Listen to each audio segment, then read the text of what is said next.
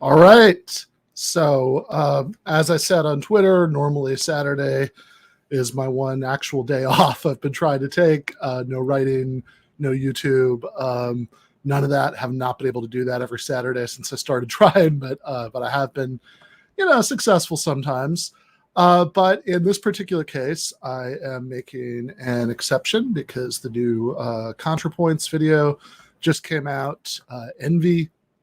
And a while back, Natalie Wynn asked me if I'd be willing to do a sort of brief voice role in this video. She sent me 4 quotes to read, which obviously I was more than happy to do. Have enjoyed her work for a very long time.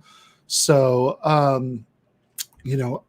I think for that alone, I certainly would have watched this ever since she sent me those quotes. I've been very curious what the rest of the video is like.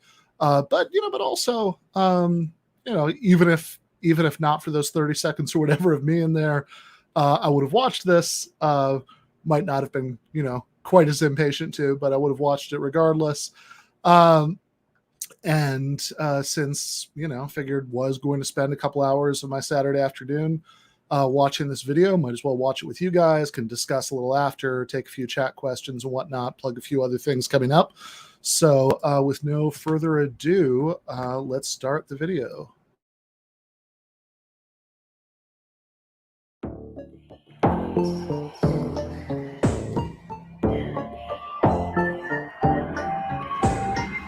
So, April 27, 2017 was the greatest day in the history of twitter.com.net.gov. I realize that to you children, Twitter is an app, but to us MILFs, it remains a website. We have to dial in. Hello, operator. Connect me to hell.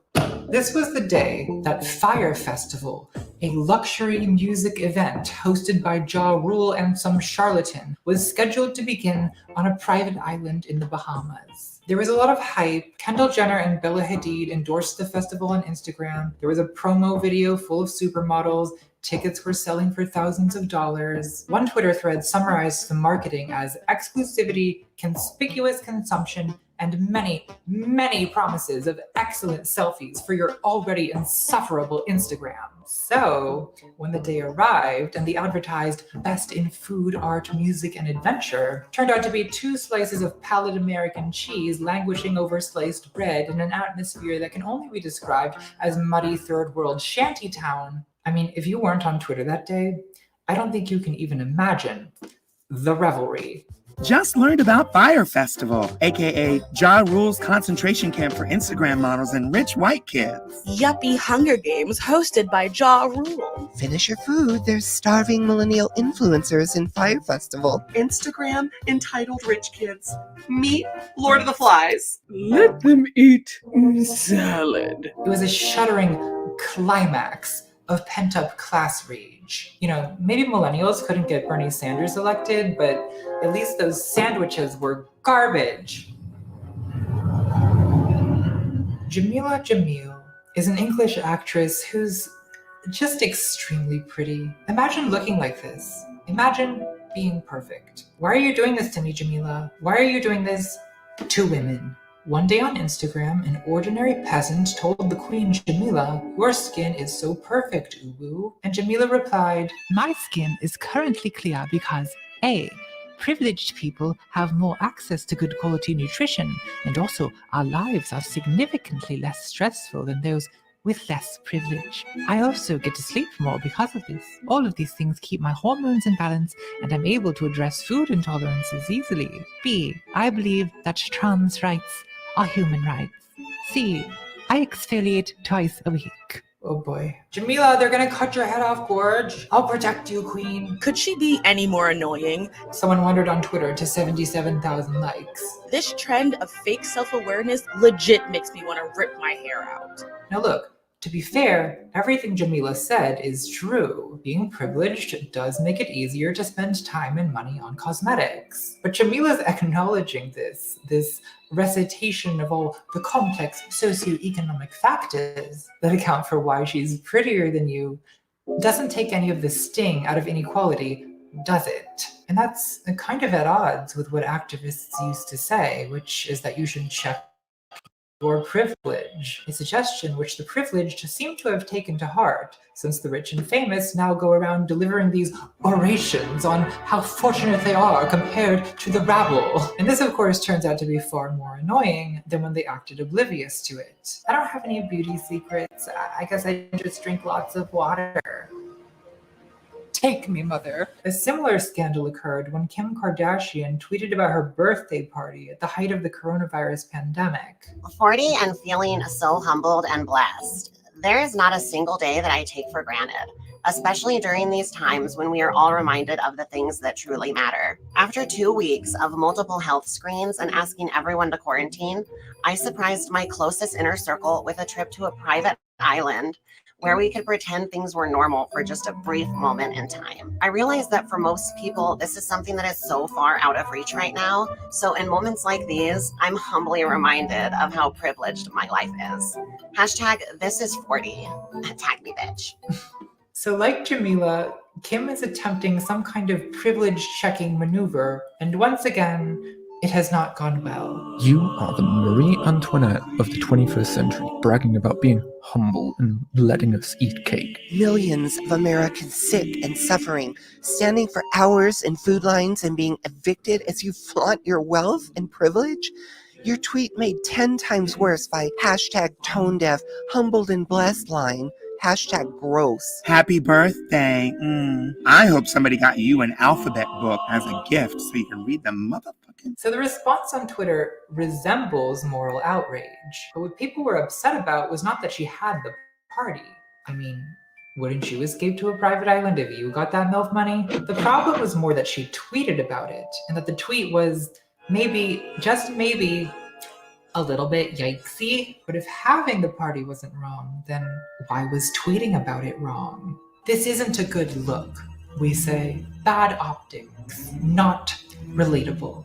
Relatability is not a moral category. This is public relations. It's not ethics, and it definitely isn't socialism. Like, I'm pretty sure Karl Marx never said, the problem with the bourgeoisie is they are not relatable. They can't read the room and it isn't a good look. This should have stayed in the drafts. Hashtag tone deaf. Isn't the issue that when Kim tweeted this, most people were trapped in quarantine? We didn't get to have birthday parties. Some people couldn't even travel to visit their dying relatives.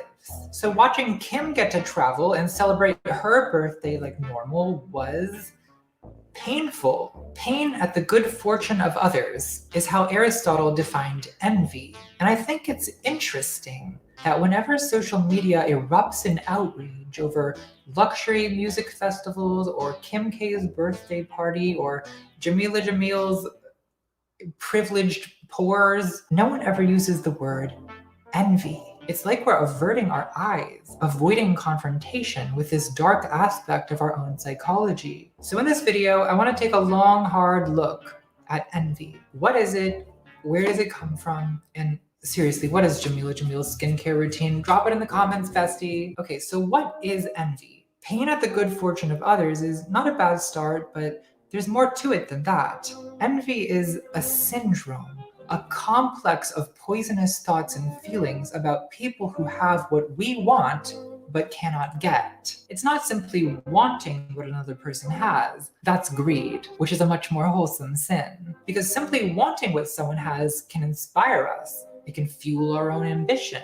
It can even motivate us to improve ourselves. And sometimes people call that envy, but it's not really envy. It's emulation or admiration. At worst, it's what the Bible calls coveting. He covets. Envy is something darker. It's not just wanting what someone has, it's begrudging them what they have.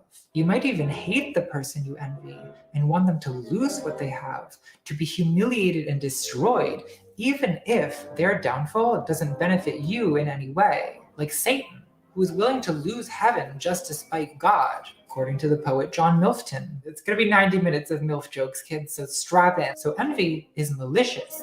It's a force of destruction. For an example of the distinction between envy and emulation, think about incels, involuntary celibates, these men who can't get girlfriends and are bitter about it online.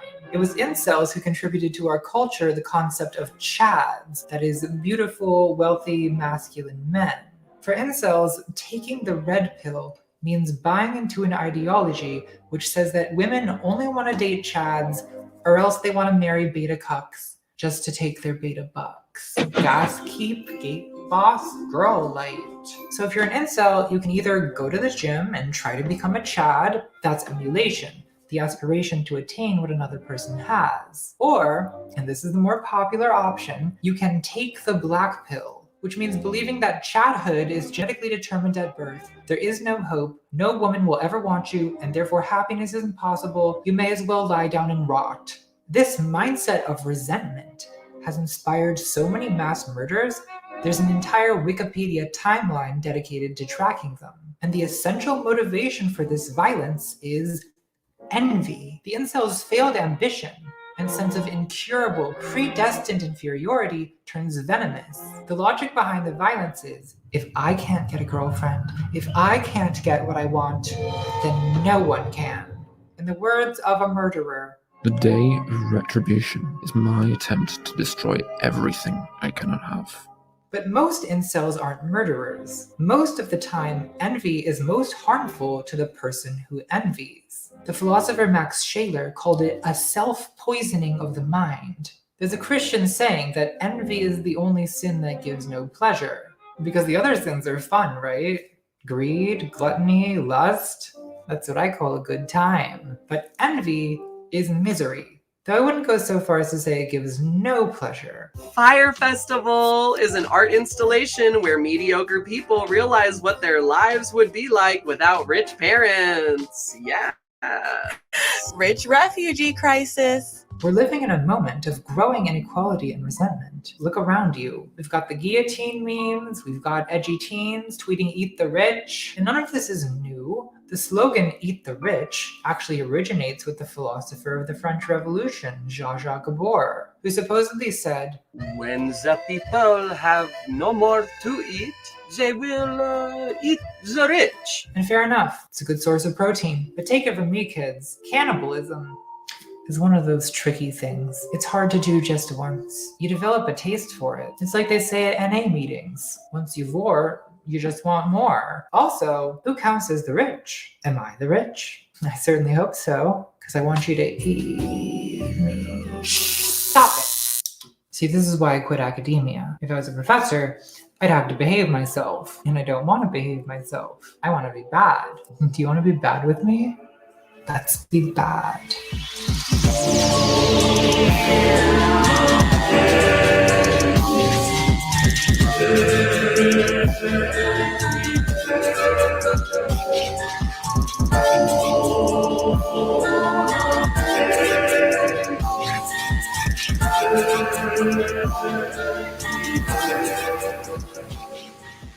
So, you might think that envy is simply the product of inequality, and that societies that have more inequality have more envy. I used to assume that too, but the more I think about it, the more I realize that might not be true. Envy is a basic part of human nature. It exists in all societies and all economic systems, and it begins anytime two or more people start comparing themselves. Part 2, the desire for mommy's milk. According to Sigmund Freud, or as I call him, Daddy, the first stage of human development is the oral stage, in which the primary concern is oral gratification, which is of course provided by mommy milkies. Am I doing too much? I'll tone it down just a little bit. So look, I get that a lot of people are skeptical about Freud, and it's true, he was a bit of a crackpot coke fiend who had some zany ideas, like penis envy. Maybe there's transgender men who experience that, but I don't think it's a basic fact of the female condition. As for castration anxiety, is that a dare? Because I take that personally. I'm giving it very serious consideration, doctor. But I feel like even when Freud is wrong, he's often at least onto something. Like with the Oedipus complex, it's not that you literally desire your mother, right? On this MILF shit. I'm a reverse Socrates. I've been corrupted by the young. My innocent and delicate nature has been defiled. So Freud says that in the first 2 years of life, libido is primarily focused on mommy's milk. And it's also in this stage that envy first emerges. So I was the oldest child in my family, and I was less than 2 years old when my brother was born. So I don't remember this because I was 1 year old, but my family tells me that when my brother was born, I was just insanely jealous. Oh, and I guess now is a good time to discuss the difference between jealousy and envy. Scholars agree that there is a difference, and usually they describe the difference in one of two ways. The first is that jealousy is defensive. It's a kind of protectiveness over what is rightfully yours, whereas envy is offensive. It's resentment over what someone else has that you lack. And the second difference is that envy is between two people, the envier and the envied, whereas jealousy typically involves three people, as in romantic jealousy, where you have the subject, the romantic object, and then the rival. And the subject is jealous of the rival because they're protective of their relationship with the romantic object. And that's also the dynamic of sibling rivalry, just substituting the romantic object for mommy. Of course, in ordinary English, people are always going to say jealousy when they really mean envy, probably because jealousy has less negative connotations. And I think it's pointless to try to fight that. Like, I wouldn't go around correcting people, but just keep in mind that there is a difference. So sibling rivalry, is that envy or jealousy? Well, I think it's both, because initially you're defensive of your privileged only child relationship with your parents. But a new baby often gets more attention, at least in your paranoid toddler brain, and you might be envious of that. And in romantic jealousy, you may also envy the rival if she has qualities that you wish you had. You know, young kids are little egotists who are very sensitive to when another child might be getting preferential treatment. One of the favorite phrases of tiny babies is, "It's not fair. It's not fair." Tell me about it, Bambino. And I've got bad news. Life is not getting any more fair than this. According to the Bible, one of the first events in human history is the story of Cain y Abel, los dos hermanos. I don't know why I said it in Spanish. I guess I just thought it would sound cool. Was I wrong? Cain. It just sounds so much better than Cain. Cain and Abel. Cain and Abel. God tells Cain and Abel each to make a sacrifice, and then God prefers Abel's, because God loves meat. Then, in an act of malicious envy toward Abel and spite towards God the Father, Cain kills his younger brother. In my earliest memories of my brother, I already loved him, and I don't remember the envy. So I guess I wasn't a Cain. So I must have somehow worked through this without resorting to murder. Freud says that the older sibling's envy of the younger leads to a recognition of impotence, because at first you selfishly want to be the special, most loved child, but you see that your parents love your sibling just as much as you, and you're powerless to do anything about it. So your ambition to superiority fails, and so you have no choice but to repress your ambition to superiority as well as your envy. And the result of that repression is what we could call herd instinct, solidarity, this feeling of identifying with a group, the equal siblings. And as you get older, the herd instinct evolves into feelings about justice, duty, community, and equality. But Freud thought these feelings retain a vestige of repressed envy. If I can't be the favorite, if I can't have special privileges, then no one can. And from these observations, Freud made the generalization: social justice means that we deny ourselves many things so that others may have to do without them as well. Okay, so we don't want other people to have anything we can't have. So we enviously insist on equality as a defense against the greater prosperity of others. Now, I don't think I completely agree with that. I think Freud is definitely onto something here, but don't some of our community feelings also come from a place of genuine care for other people? I cared for someone once. Rosebud.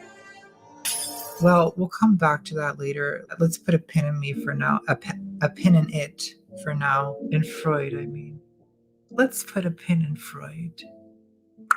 In a 1966 book titled Envy, A Theory of Social Behavior, the sociologist Helmut Schuck argued that rather than being... That is a very German name. Helmut Schuck? It's putting me in a German mood, sweetie. Hallo, meine Lieben. Heute gibt's ein neues Video. I just get worse at German every year. Schuck argued that rather than being the result of social or economic inequality, envy is a universal across all human societies, including very egalitarian ones. For example, in tribal and village cultures around the world, there's often a concept of black magic or witchcraft, which are thought to be used by envious people to bewitch the ones they envy. You're probably familiar with the concept of the evil eye, which originates in ancient Greece, or maybe even earlier than that. Cultures all over the world today understand the evil eye as a kind of curse, cast by the malignant gaze of an envious person. Now you might be thinking that sounds superstitious, but I actually think the concept of the evil eye reveals a more sophisticated awareness of envy and of the social danger that it poses. You've probably seen these amulets around. There's an emoji for them now, which are supposed to protect against the evil eye. It's called a nazar, which comes from the Arabic word for sight or surveillance, similar to the origin of the English word envy, which is the Latin invidia, which just means to look at.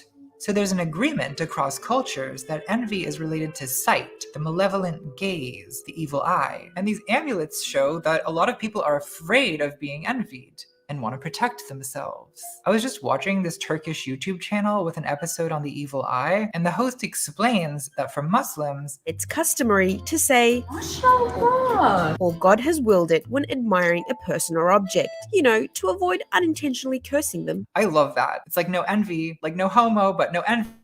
Mashallah. The top comment on that video says, You want to protect yourself from the evil green eye monster? Well, don't tell others about your ideas, goals, or wishes. Don't be flaunting your accomplishments on social media or posting pictures of your children. That's how you avoid being jinxed. See, this is where Kim Kardashian went wrong with her birthday post. Clearly, no one in the Kardashian cinematic universe has ever heard of the evil eye. Wait, I thought these people were Armenians. Why haven't they heard of the evil... Oh. Okay, never mind. Every piece of media they've ever produced is about flaunting an enviable lifestyle. This is a particularly American thing. Most Americans have no concept of the fear of envy. Like, there's advertisements here that literally promise, if you buy this exclusive luxury vibrator, you'll be the envy of all your friends. As if it's a good thing to be envied. Oh, but it is not. If people envy you, they gossip about you, right? They seethe over your successes and celebrate your misfortunes. Being envied is basically the opposite of being loved. So why would anyone want to be envied? Well, it's a contradiction of human nature. On the one hand, we need to be loved, but then there's this other drive in us, this Homeric striving for fame and glory and riches, which is kind of in conflict with our need to be loved. In a past Gilded Age, there were stories like Citizen Kane and Sunset Boulevard, which warned what a sad and lonely thing success can become.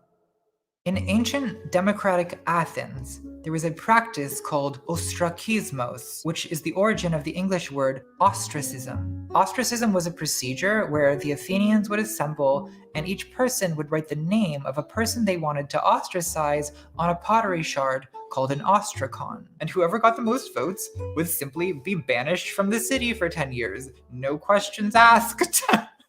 I love the ancient world. Things were so direct. Often this was used to remove someone who was becoming too prominent or too arrogant or just annoying. According to Plutarch, I'm just going to read this from Wikipedia, and one anecdote about Aristides, known as Aristides the Just, who was ostracized in 482, an illiterate citizen not recognizing him came up to ask him to write the name Aristides on his ostrakon. When Aristides asked why, the man replied, it was because he was sick of hearing him being called the Just.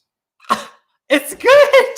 It's so good! See, this is why the idea of cancel culture is absurd. This has been going on since the dawn of civilization. People in most cultures, not all, but most cultures understand that being envied is a massive social liability, so it's best not to draw too much attention to yourself. According to a Tamil saying, the tree that bears fruit will be stoned. This is sometimes called tall poppy syndrome, because the tallest poppies in the garden will be cut. Schuck argues that the fear of envy is a major inhibiting force in many societies. In Haiti, G.E. Simpson found that a peasant will seek to disguise his true economic position by purchasing several smaller fields, rather than one larger piece of land. For the same reason, he will not wear good clothes. He does this intentionally to protect himself against the envious black magic of his neighbors. Now, this kind of thing is not unheard of in America. Like, I've known people from seriously wealthy families who move to the city and they dress like gutter punks, like they're trying to pass as poor. But in general,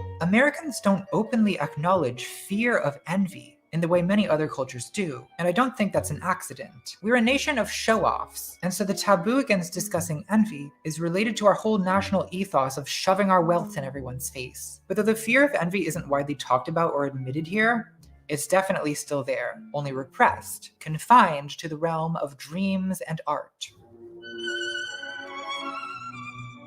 In the movie Black Swan, Nina is a perfection-obsessed ballerina who achieves her dream of getting the lead role in Swan Lake, after which her life and mind are totally unraveled by fear of envy. Black magic, Black Swan. At first we see how Nina's success comes at the very real cost of being envied by her ex-ballerina mother, by the other girls in the company, and by the former lead ballerina she's replaced. Did you suck his Not all of us have to. I love Winona Ryder so much. I love Natalie Portman so much. I love Mila Kunis so much. I just like women. Where's my shock wand? Stop it. Stop standing. But reasonable fear of envy becomes paranoia as Nina begins hallucinating Black Swan doppelgangers and is seduced by bisexual demon Mila Kunis, who's trying to steal her role. You gotta watch out for those bisexual demons. They'll getcha. Did you have some sort of Leslie wet dream about me? Stop. You could argue that Nina is actually suffering a kind of self-envy, where she envies the disinhibited, sexually liberated, corrupted part of herself that's capable of adult eroticism, and also of dancing the Black Swan. So she imagines that part of herself as an envious rival who's trying to replace her. As her mind is split between two impulses. There's her dominant white swan impulse, which we could call the Squidward personality, perfectionistic and orderly, but reserved, priggish, stiff. And then there's her repressed black swan impulse, which we could call the SpongeBob personality, intuitive, chaotic, ecstatic. In SpongeBob SquarePants, the character Squidward is fundamentally a figure of envy stemming from failed ambition.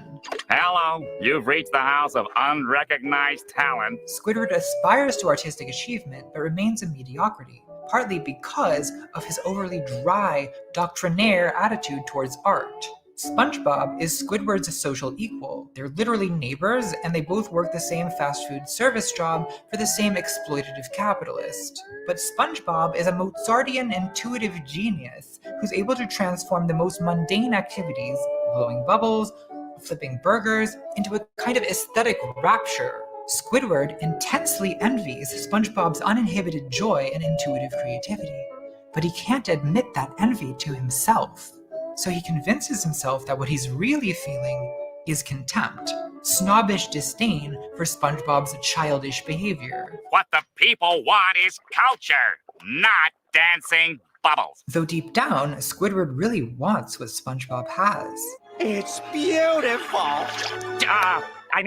Which we see when he can't help himself from blowing bubbles, or when he trades away all of his possessions for the chewing gum wrapper that in SpongeBob's hands was a source of infinite entertainment. A lot of people my age who watched SpongeBob as a kid rewatch it now and are horrified to discover that they identify with Squidward, whereas as children they identified with SpongeBob. Well, you either die a SpongeBob or you live long enough to see yourself become the Squidward.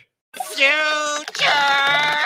And there's a pain in becoming Squidward, which is usually explained as the disappointing drudgery of adult life, or simply loss of childhood. I would argue that envy of childhood is the distinctive Squidwardian emotion. Squidwardian? Are we saying that word? Are we really saying that word out loud?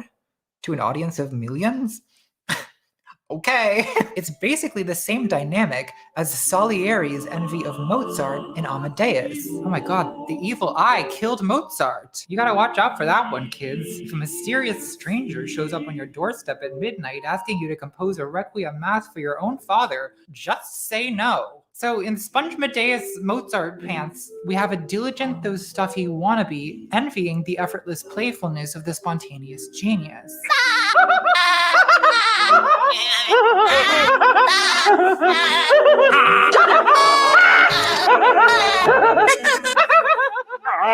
Grazie, signore.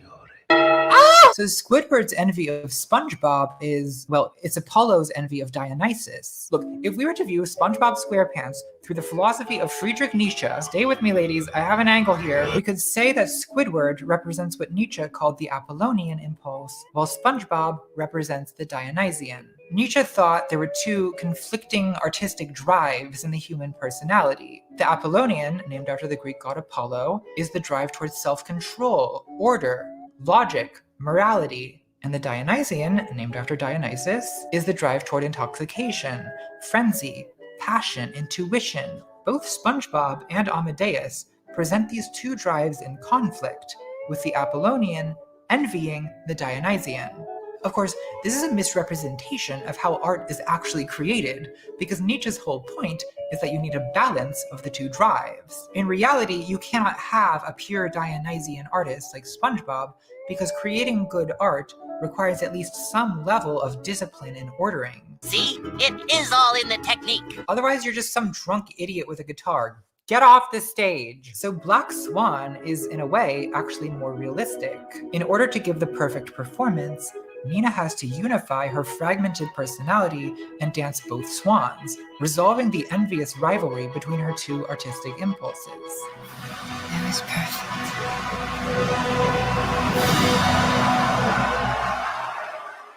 Another movie about fear of envious ballerina doppelgangers, can you guess it? Is Jordan Peele's 2019 horror film Us, which dramatizes the repressed economic guilt and fear of the American middle class. We meet the Wilsons, a moderately affluent family with a vacation house and a boat, along with the Tylers, a slightly better off white family whom the Wilsons envy. You saw their new car, right? You had to do it. You just had to get that thing to fuck with me, too. One night, the Wilsons' vacation home is invaded by a family of their own monstrous doppelgangers. Red, the only doppelganger who can speak, explains that her family is metaphysically tethered to the Wilsons, living wretched and destitute versions of their lives in a liminal backrooms underworld. It's super fucking liminal. I'm on Ambien at an AA meeting.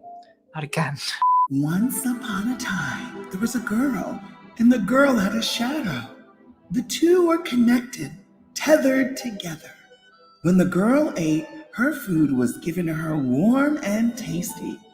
But when the shadow was hungry, she had to eat rabbit, raw and bloody.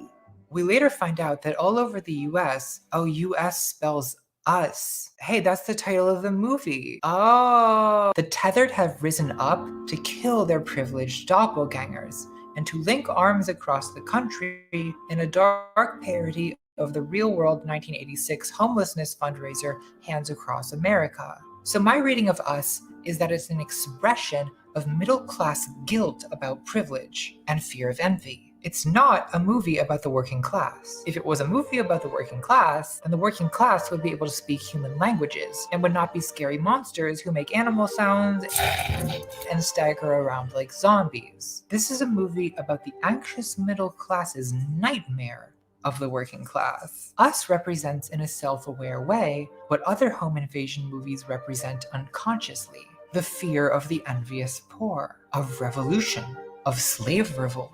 Tell me you did not just reference Home Alone. But Us diverges from other home invasion movies by not just being fearful about the underclass, but also guilty. The idea of the tethered underclass represents life as a zero-sum game where every moment of your happiness is bought with someone else's suffering. It's an incredibly guilty fantasy, an internalization of the black magic logic of people who blame their own misfortunes on the people they envy. As Shook puts it, my neighbor's harvest can only have turned out better than mine because he has somehow succeeded in reducing mine by black magic. So the fear of envy and the guilt of success are repressed in American culture, but they still find expression in movies. Jordan Peele is kind of like the Charles Dickens of the 21st century. Us actually reminds me of A Christmas Carol, a story about the guilt of the rich if ever there was one. You know, Scrooge is visited by ghosts who show him how wretched and sad the lives of his employees are, and how he'll die alone and hated by everyone, and his funeral is only attended by businessmen on the condition that lunch is provided. Dickens was truly the master of scaring the rich straight. So maybe fear of envy can serve a softly regulatory function by motivating charity and generosity in the rich. But in general, I'm suspicious of envy as a motivation for politics. Remember, the basic logic of envy is, if I can't have it, then no one can, which is a purely negative, destructive style of thinking. It's taking privileges away, not for the material benefit of the underprivileged, but merely for the psychological satisfaction of the envious person. And that's even worse when you consider that envy is subjective. It doesn't necessarily target objective power and privilege. So envy in politics is not by any means relegated to the left. Conservative politics is brimming with envy. Like in this debate about forgiving student loan debt, you often hear people say, I had to pay my student loans, so they should too. Debt forgiveness is not fair. The logic here is, since I didn't get my student debt forgiven, no one should. It's intergenerational envy, which is a pretty common thing. Usually older generations envying the young. Kids these days have it so easy.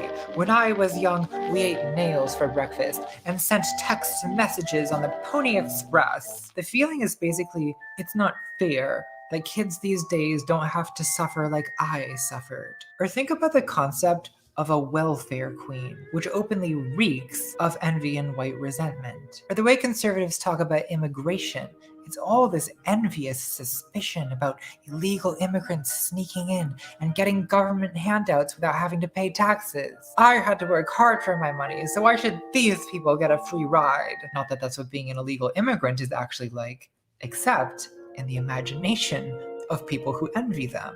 Envy is felt more intensely by prideful people, so it's especially sharp when it targets people who are supposed to be beneath you. The Jewish radical feminist Andrea Dworkin made what I think is a pretty compelling argument that both anti-Semitism and misogyny are partly rooted in envy. She quotes a bigoted argument made by the wife-killing protagonist of Tolstoy's story The Kreutzer Sonata, who resents that women and Jews find a kind of paradoxical power in their own oppression. Just like the Jews, as they pay us back for their oppression by financial domination, so it is with women. Ah, you want us to be traders only?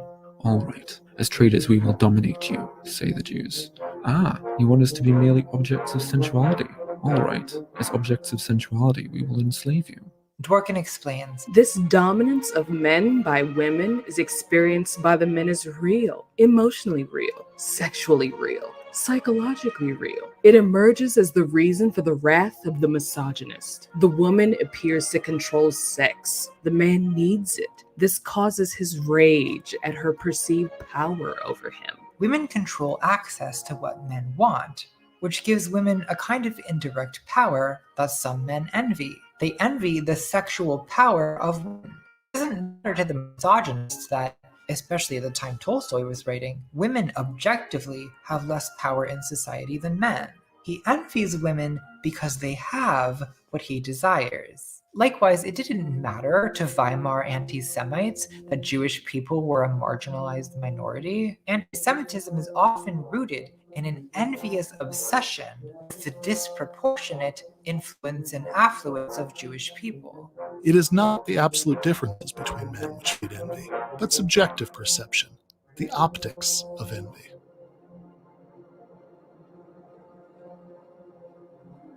Magic mirror on the wall. Who's the cuntest of them all? Thou art cunt, my queen. But hold, a lovely maid I see. Oh, yes, it's me. What? In a way, I'm kind of just at the beginning of this whole transition, like a young little girl going through all of these things, having a sleepover with the girls. What do we do on a sleepover? Do we have like pillow fights and all that stuff? Alas, she is more cunt than thee. My pussy stunting on the gram has come to nothing. The classic 1937 Disney movie, Snow White and the Wicked MILF, is the story of a, quote, vain and wicked queen who obsessively envies the beauty of her own stepdaughter. Are you sure this was for children? Every day the MILF queen asks the mirror, who is the fairest one of all, and the mirror responds that the queen is the fairest, till one day it says the stepdaughter Snow White is the fairest, which sends the queen into an envious fury, resulting in a series of bizarre murder attempts. So first of all, can we talk plot holes, dang? Are we really supposed to believe that this is more beautiful than this? Ding! Isn't Snow White like 12 years old? What's going on, Walt? Why don't you take a seat? Maybe she's not 12, I don't know. It's hard to tell because she's constantly surrounded by manlets. But she's just so boring. And the queen is such a baddie. Step on my throat, mother. This is a horny video. Well, yeah, because I quit riding that brown tiger. I can feel the pulse back in my veins. So despite the injustice done to its lead MILF, Snow White does illustrate some interesting things about envy. Once again, we have black magic and witchcraft as an expression of envy. We have the age difference, intergenerational envy, the envy of youth. It kind of reminds me of those millennial women who hit 30 and suddenly feel a need to rage against Gen Z. Pretty counterproductive, since if you're worried about seeming old, complaining about the youths, it's probably not helping your case, Gorge. You might wonder if there's also jealousy involved with the evil queen. Like, is she worried that the king is gonna fall in love with his own daughter? Well, I don't think so, because we never even see the king. The queen doesn't mention him. It's not about the king. So there's no romantic jealousy involved. It's just one woman envying another woman over beauty for its own sake. We stand a Bechdel test passing about women hating gatekeep, gas girl, gate girl, gas key, light boss. In fact, in the original Brothers Grimm version, the queen first tries killing Snow White with beauty accessories, poisoning a comb, and lacing her to death with a corset. I wish I could die that way. What's really striking is the pure kamikaze malignity of it all. This queen, who we know is obsessed with her look, is willing to transform herself with witchcraft into an ugly old hag, just to give Snow White the poisoned apple. And the queen disguising herself as an old hag parallels Satan disguising himself as a serpent. I mean, you could actually argue that the queen is simply a persona of Satan. It's Paradise Lost all over again, which also happens to be the title of my memoir. The queen is incredibly petty, because even according to the, again, wrong and tasteless mirror, she's still the second most beautiful woman in the world. How could someone so close to the top of the hierarchy still be consumed by envy? Well, basically, because that's how envy works. It's petty, it's subjective, and it's indifferent to the magnitude of the inequality or to the absolute position on the overall hierarchy. So you can be the second best in the world and still be obsessively envious of the one person who may barely even be above you. In fact, there's studies showing that Olympic silver medalists are actually less satisfied with their prize than bronze medalists, probably because the bronze medalist is just happy to be on the podium at all, while the silver medalist is so close to first that they can't help but wonder, what if? Humans form our sense of identity and self-worth not by comparing ourselves to any absolute standard, but by comparing ourselves to each other. And we're more likely to compare ourselves to the people who are around us than we are to people who are far away. We could call this proximity effect of envy. We're more likely to envy people who are close to us or similar to us, especially people we're in competition with. That's why social media is such a nightmare. It's an incubator of envy because it puts everyone next to everyone else. So we're all being compared, all in competition, and it can destroy your self-esteem because you're comparing your actual life to these idealized images. And it also turns public figures into for envy because of the numeric visibility of popularity and success.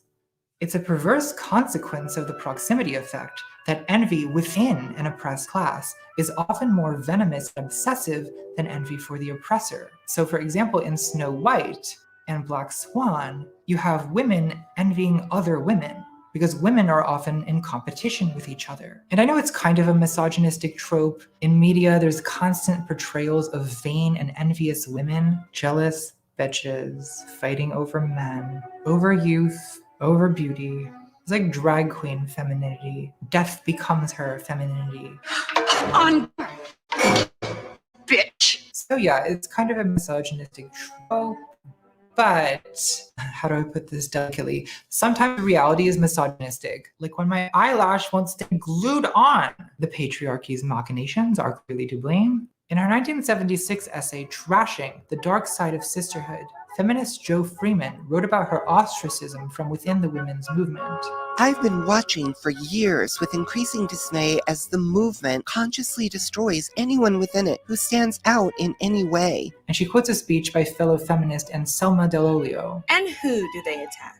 Achievement or accomplishment of any kind would seem to be the worst crime. Do anything that every other woman secretly or otherwise feels she could do just as well, and you're in for it. You are immediately labeled a thrill-seeking opportunist, a ruthless mercenary out to make her fame and fortune over the dead bodies of selfless sisters who have buried their abilities and sacrificed their ambitions for the greater glory of feminism. Freeman speculates, the primary reason there have been so few great women blank is not merely that greatness has been undeveloped or unrecognized, but that women exhibiting potential for achievement are punished by both women and men. The fear of success is quite rational when one knows that the consequence of achievement is hostility and not praise. So at no point in this essay does Jo Freeman use the word envy, but as usual, envy is right below the surface, causing all the trouble.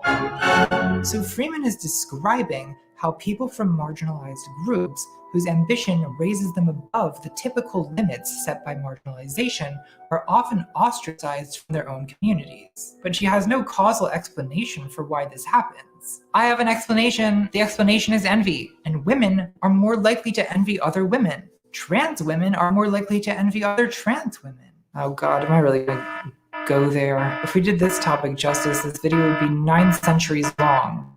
God.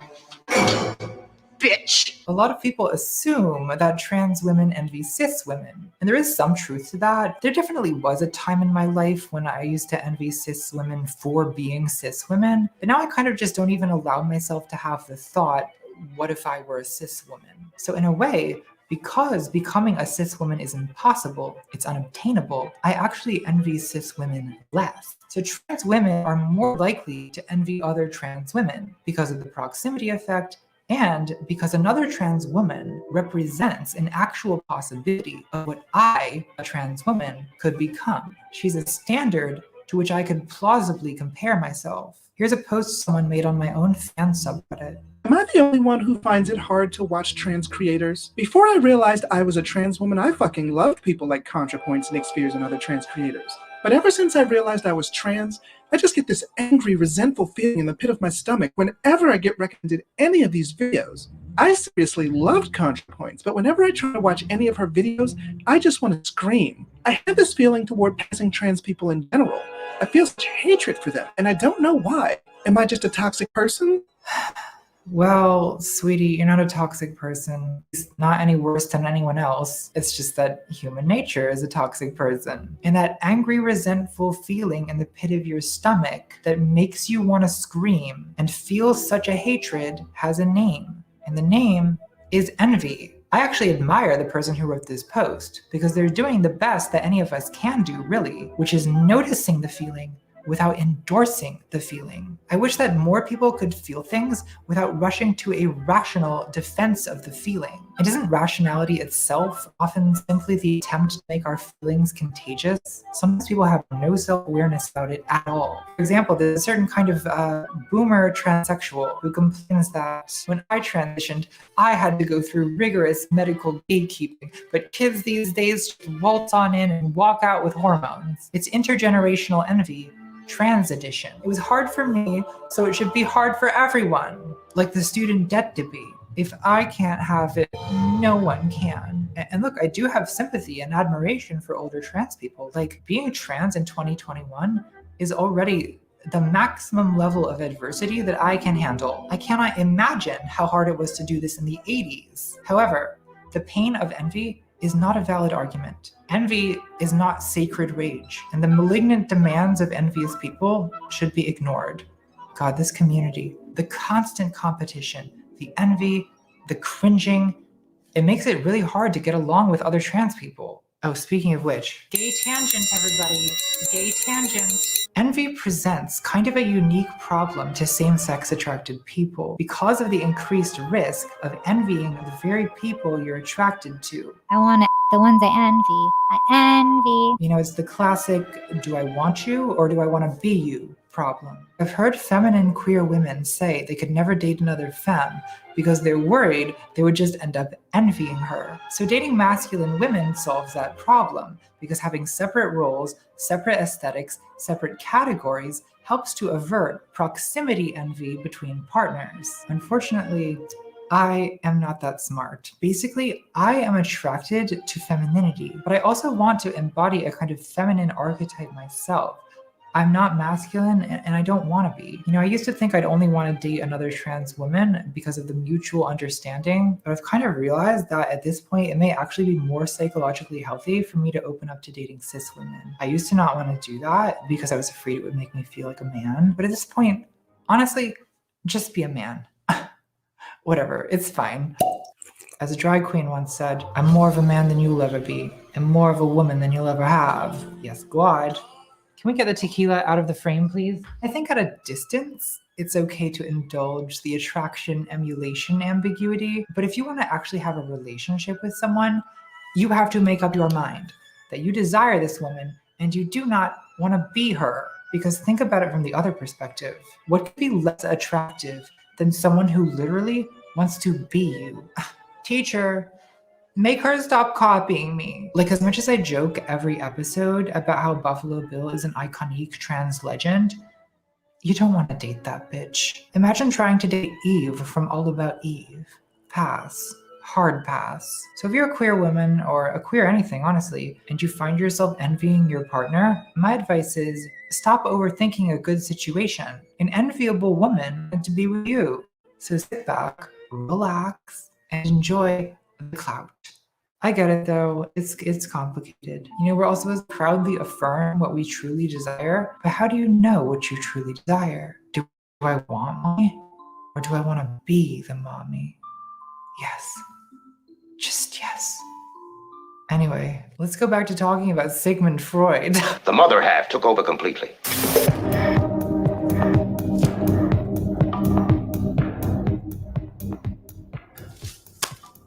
Do I look okay?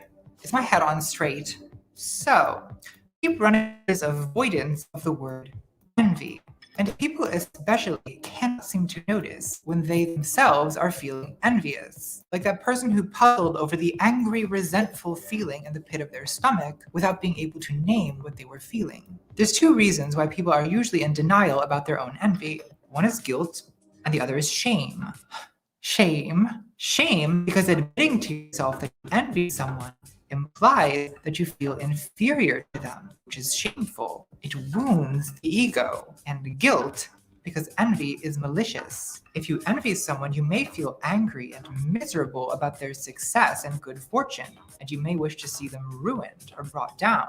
That's cruel and antisocial. It goes against most ideas of morality, and it's a thought that's usually not socially acceptable to admit. So envy is shameful, guilty, and socially unacceptable. And we deal with that by pressing it from our awareness.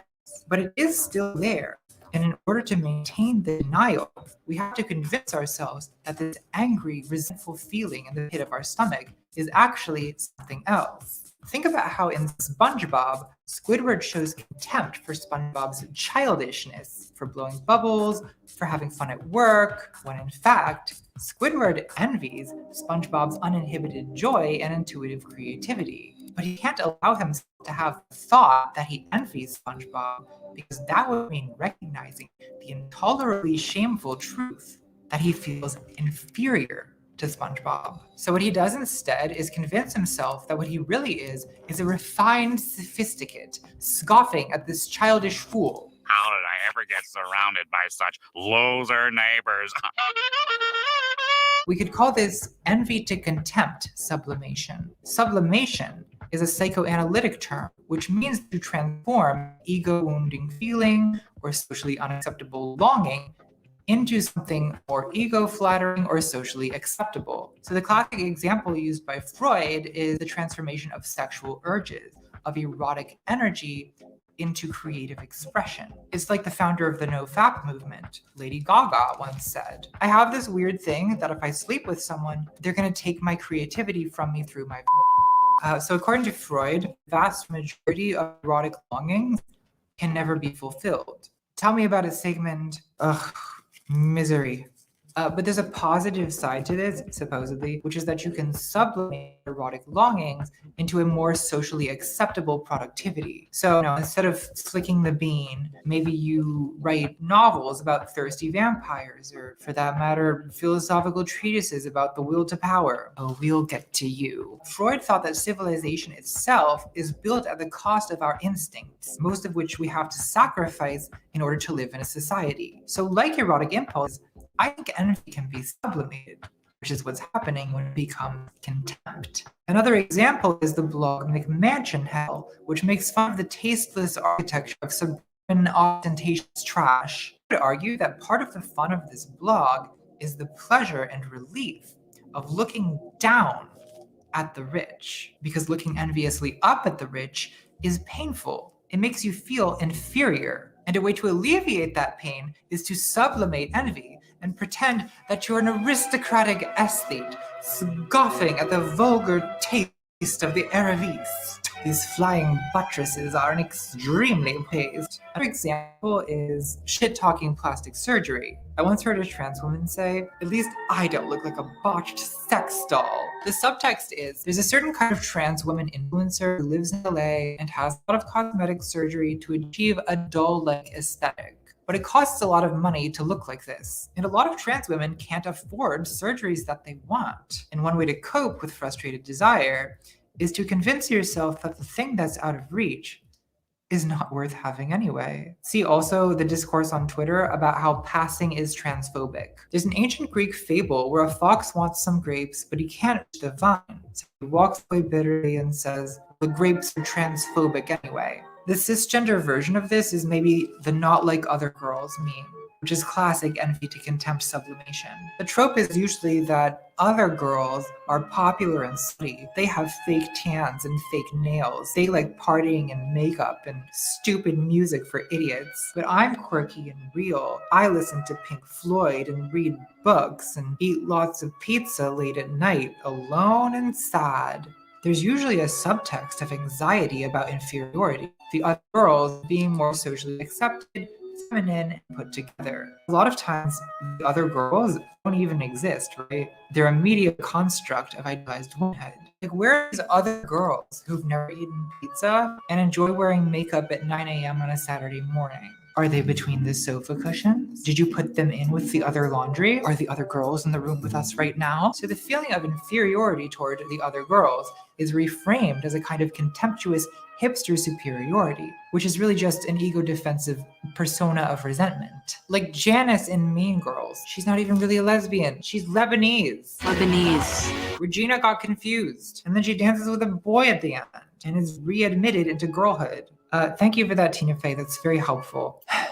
Great. Another way we can reframe feelings of envious inferiority is by transforming them into moral superiority. Moral superiority often being the refuge of people with nothing better to feel superior about. We don't have to feel guilty or ashamed of envy if we convince ourselves that what we're actually experiencing is justified, legitimate hatred. So for example, think of the morality around sexuality. Part 69, sluts. Yeah, what are you gonna do about it? Cancel me? On guard, bitch. Why does everyone hate sluts so much? Sluts never did nothing wrong to nobody. Open sexual promiscuity is in a way analogous to opulence. You're conspicuously enjoying something that other people want but may not be able to get. Many cultures have norms about modesty, for example, expecting women to cut their hair and this is usually explained as prophylaxis against male lust, but I wonder if it also serves to prevent a more generalized envy, which female beauty has a way of attracting. Men often slut shame because they want to control female sexuality. And by female sexuality, I do mean male sexuality, because often what they're really struggling to control is their own desire. But slut shaming is also done pretty viciously by women to each other. And that's a complicated thing. It's more than just envy. Sometimes it comes from a sense that a woman who's having casual sex with a lot of men is compromising the collective sex withholding power of the group, almost like she's crossing a picket line. But there's also sometimes a resentment that a woman who's showing skin is using her body to get unearned attention. And that smells like envy to me. I don't use my body to get attention, so no one should. The repressed feeling is, maybe I'm a little jealous that she's getting all this attention by posting thirst traps, but you don't think that. You think, I am above this because I am chaste, I have class, I am a feminist. I would also suggest accusing her of pandering to the male gaze. That's, of course, the feminist way of calling someone a low-down hoe bag skank. So again, we have envy to contempt sublimation, and often the contempt is moral, virtuous. The psychological need to convince ourselves that envy is morality can become so strong that we actually start inventing things to be outraged about. Take, for instance, the tendency to imagine that the wealthy and powerful are enjoying wild, satanic orgies and indulging all the forbidden, salacious pleasures that we ourselves are denied. Like QAnon, the conspiracy theorists who want us to imagine Hillary Clinton reclining in a garden of earthly delights, sampling the pleasures of ephebes. Live, laugh, love that for her. Envy is very imaginative when it comes to the hedonistic extravagance of the envied. Let's talk about Marie Antoinette, the Queen of France who was guillotined by the Revolution. If you know one thing about Marie Antoinette, it's probably that when she heard about a famine where the people had no bread, she infamously responded, "Let them eat cake." What an evil bitch. How could she say that? Well, she didn't. She never said it. It's a lie. The phrase "let them eat cake," originally "let them eat brioche," first appeared in Rousseau's Confessions, written in 1765 when Marie Antoinette was 9 years old. Rousseau attributed the line to a great princess. Probably no one ever said this. It's kind of like how the most famous photo of Paris Hilton is the one where she's wearing a "Stop Being Poor" t-shirt. What an evil bitch. How could she wear that? Well, she didn't. It's photoshopped. The actual shirt said "Stop Being Desperate." Envy likes to fabricate the diabolical crimes of its enemies, I assume to complement the hedonistic extravagance. I mean, what is a Disney villain if not an opulent homosexual seen through the eyes of the envious? I'm gonna try lowering the ISO because it's so f***ing bright in here now. Okay, well, it's a much lower ISO. What if I get another light over here? That's what this channel is really about. One biological female's quest to create a harmonious color story.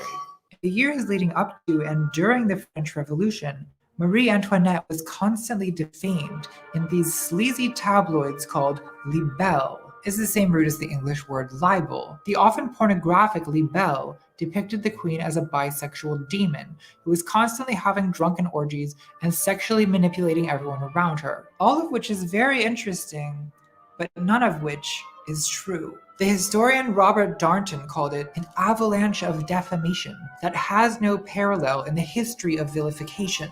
This woman took the blame, the moral blame, the structural failings of a broken economic system.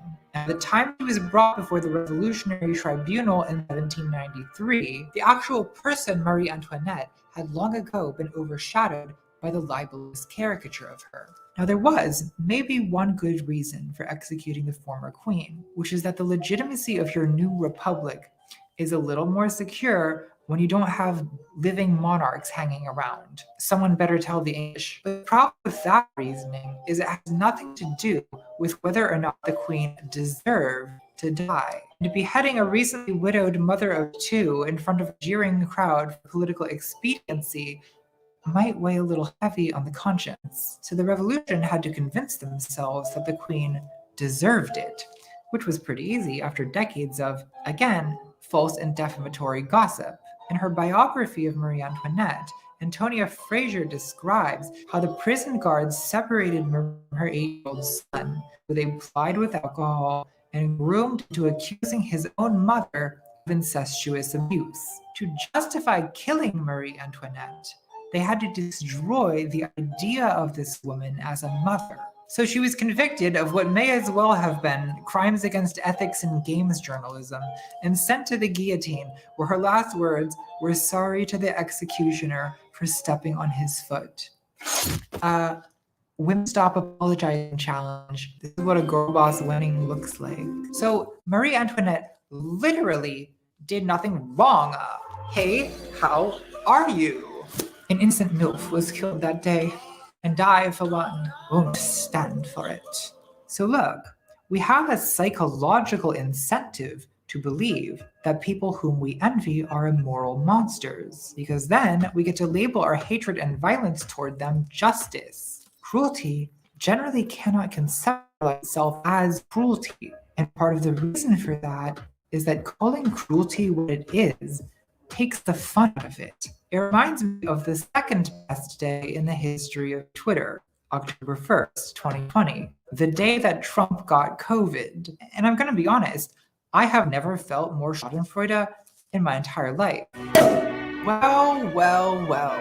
If it isn't the leopards eating people's faces party having their faces eaten by leopards.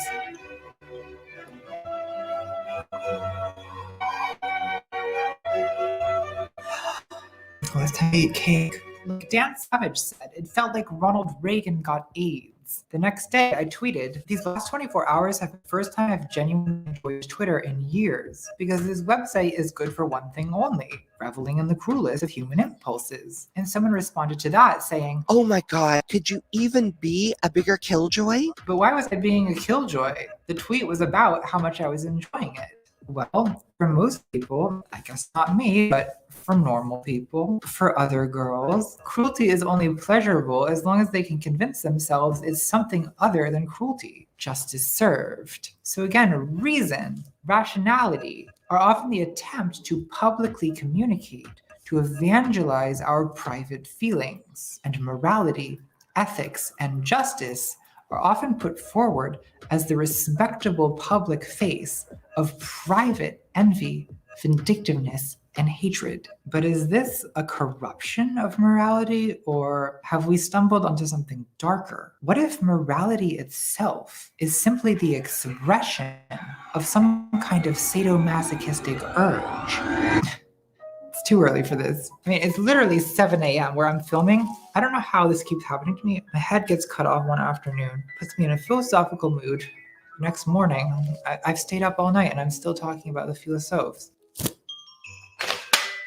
Meow meow. Hello again, kittens. Let's talk about justice, uwu. I look like a Supreme Court justice. Sonia. Sotomayor. It would actually be fierce if I wasn't, I wasn't being Natalie. Look. I've been seeing a lot of comments lately along the lines of, Natalie used to do serious academic arguments. Now she only cares about makeup. All right, you little shits. You want book learning? I'm gonna learn you so hard. You're gonna have a goddamn headache in the morning. Friedrich Nietzsche. Wilhelm Nietzsche. Do you mind if I call you Fred? Friedrich was a German philosopher who had a lot to say about envy and morality. But before we get into that, I want to say a little bit about his life because it's just very funny. Nietzsche is famous for his concept of the Übermensch, but Friedrich, sweet, beautiful little Friedrich, he was not what most people think of as an Übermensch. Friedrich was a chronically ill, chronically in pain, nearly blind incel who probably slept with a prostitute once and got syphilis and died. Life is funny. Sad, but funny. In the introduction to Beyond Good and Evil, the editor says, though he prided himself on being comfortable with women, he does not seem to have been very successful in establishing emotionally satisfying relationships with them, which is hardly surprising. I love when the introduction to a book is just a brutal roast of the author. Who wrote this? Rolf Peter Horstmann. You're killing it, Rolf. You're a savage. I adore. Frederick's books sold a dismal number of copies in his lifetime. What emerges is a picture of a totally isolated, highly neurotic man who had to try hard to avoid thinking of himself as a complete failure.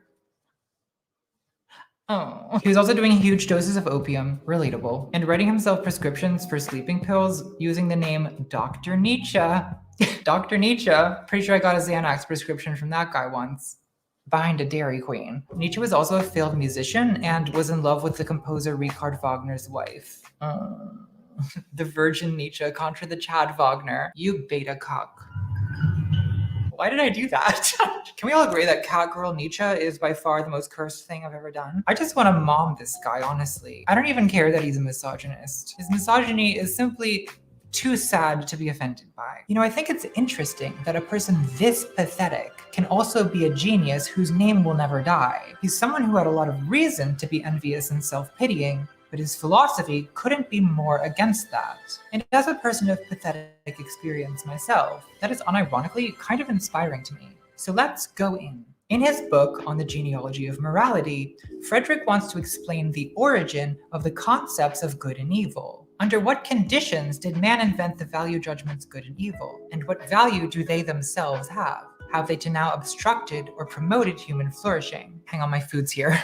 That's right, you're getting a mukbang, sweetie. Did you think I was gonna sit at this giant table and not be eating something? This video's been going on more than an hour, so I assume you guys are drunk by now and we're just kind of hanging out at this point. You guys can't even see. Well, here, I've got a bunch of sushi and it's my mission to eat all of this while summarizing the entire life and work of Friedrich Nietzsche. Trisha paid us, Nikocado. Consider this a challenge. So Frederick argues that good and bad, not good and evil, that's different, we'll get to that, but good and bad were originally the self-affirming values of people with power. So to be good meant to be powerful, strong, beautiful, healthy, and to be bad meant to be weak, sick, common, ugly. I want to eat one like a cat. And Frederick supports this speculation with etymology. So in a lot of languages, the word that means morally good or spiritually noble originally meant noble in the sense of aristocratic, the propertied class. Like in Buddhism, the Arya Satyani, that's Sanskrit for noble truths. Arya means noble. And Arya is used to mean spiritually noble, but earlier it meant the aristocracy, the rich. And originally it was just the name that a culture in northern India gave themselves, the Aryans. I'm really working not to get soy sauce on this lace. This was later misunderstood by Europeans who wrongly thought that Aryan was a race. Oops. God damn it. God damn it, kids. Can we not? Frederick traces the origin of the German word gut, or the English good, to the name of the Goths. No, not those Goths. The Scandinavian people who invaded Europe. Frederick calls them the blonde beasts of prey. I like to stalk my prey in the small hours of the night. Yeah. The German word schlecht, which means bad, is related to schlicht, which means plain, simple, originally common, low, not aristocratic, not noble. So good and bad were originally the values of warrior aristocrats who were like Homeric heroes celebrating themselves. And Frederick calls their value system master morality, this glorification of combat, feasting, athleticism, sexual conquest, beauty. These things were called good.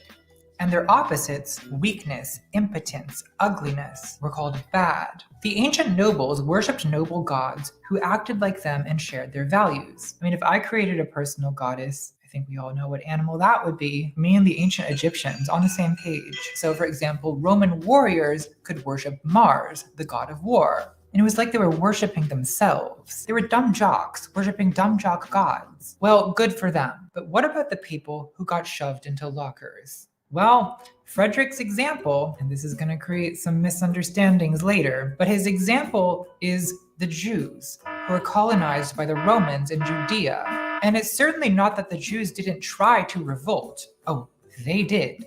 multiple times. But for several centuries, the Romans were just too powerful. No one could stop them. So the question is, what happens psychologically to people who are oppressed and who lack the power to overthrow the oppressor? Well, in that case, frustrated vindictiveness builds over time to become this deep bitterness, which Nietzsche gave the French name ressentiment, resentment in English. Oui, absolument, naturellement. I don't speak French, I just enjoy making vaguely French noises. Mon, pas, quatre, oui. I don't like the English, but I like the French even less, because they're always dressed so well and they speak a sexier language than me. Stop it! This is your final warning, comprenez-vous? Good wine though, I'll give them that. So there's a German word, Neid, which means envy. So why is Frederick using this French term, ressentiment? What's going on, Frederick? Why are you speaking French? Are you nervous? You trying to impress me? Nietzsche must have said ressentiment because he thought it was something different than envy. I think the difference is resentment, and I'm just going to use the English word so I don't sound like an asshole. Resentment is born not just of wanting what someone has, but of a permanent frustration of the desire for revenge. It's born of weakness, inability to get revenge. Now, revenge itself implies weakness, at least a temporary weakness. We say revenge is best served cold, but actually, revenge is only served cold. If it's served hot, if someone slaps you and you slap them back immediately, that's retaliation, not revenge. You brought this on yourself. Revenge is only a possibility when you can't retaliate immediately. So you become vindictive, you start plotting and scheming. But if you're too weak, too impotent to have any hope of revenge, then you become resentful. Nietzsche's argument is that a person who's too weak to get material revenge can instead get psychological revenge by creating a new morality. In Frederick's words, the beginning of the slave's revolt in morality occurs when ressentiment itself turns creative and gives birth to values. This is a little high concept for mukbang, isn't it? What are you doing, Frederick? So while master morality says that good is power, riches, health, and strength, and bad is the opposite, slave morality, the morality of resentment, says, blessed are the poor, the meek, the sick, the powerless. This is the good of slave morality, and its opposite is not the bad, but a new concept, the evil. And what is evil? Well, everything that master morality says is good. Power, wealth, conquest, sexual satisfaction.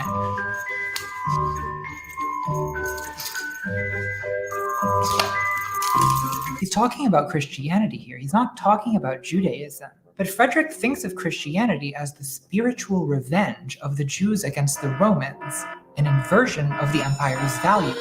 But he also thinks that slave morality is fundamentally dishonest. It's like the fox and the grapes. Not being able to take revenge is called not wanting to take revenge. It might even be called forgiveness. Slave morality says that weakness is righteous. Submission to people you hate is called obedience. Having to wait is called patience. Inability to satisfy sexual desire is called chastity, purity, and so on. And while master morality is born of saying yes to yourself as a powerful, noble beast of prey, slave morality is born of saying no to the master and everything he has that you can't. I like to have my belly rubbed.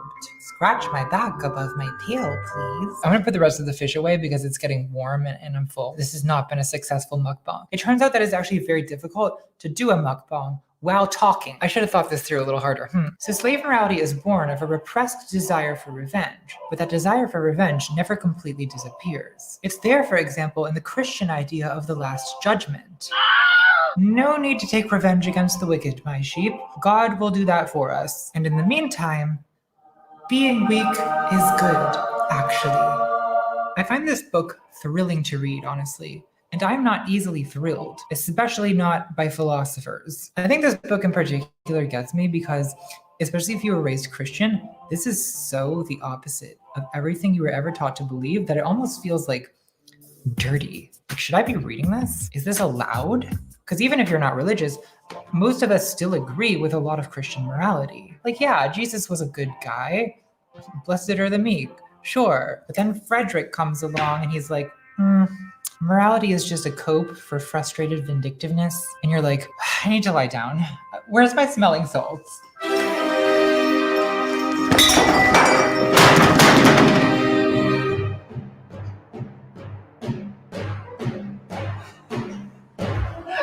But wait, there's more. This gets even darker. Nietzsche thinks that over the last 2 millennia of European history, slave morality has triumphed. St. Paul made Christianity marketable, the Emperor Constantine converted, and by the Middle Ages, even kings and aristocrats were kneeling down not to powerful warrior gods made in their own image, but to a god that was weak, suffering, victimized, oppressed.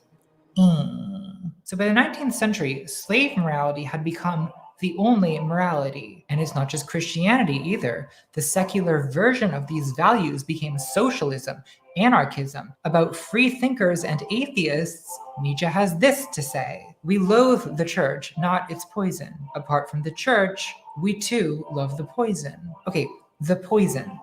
What is the poison? Well, Frederick thinks that resentment poisons the mind and turns humans against our own natural instincts. Not just against aggression, but against sexuality, against ambition, against power, against life itself. And there's 2 possible outcomes of this. One is that resentment becomes a political movement, the conspiracy of those who suffer, the tyranny of the herd, the revolution that eats itself. Only we are good and just, is what they say, as though health, success, strength, pride, and the feeling of power were in themselves depravities for which penance, bitter penance, will one day be exacted. Among them we find plenty of vengeance seekers disguised as judges, with the word justice continually in their mouth like poisonous spittle.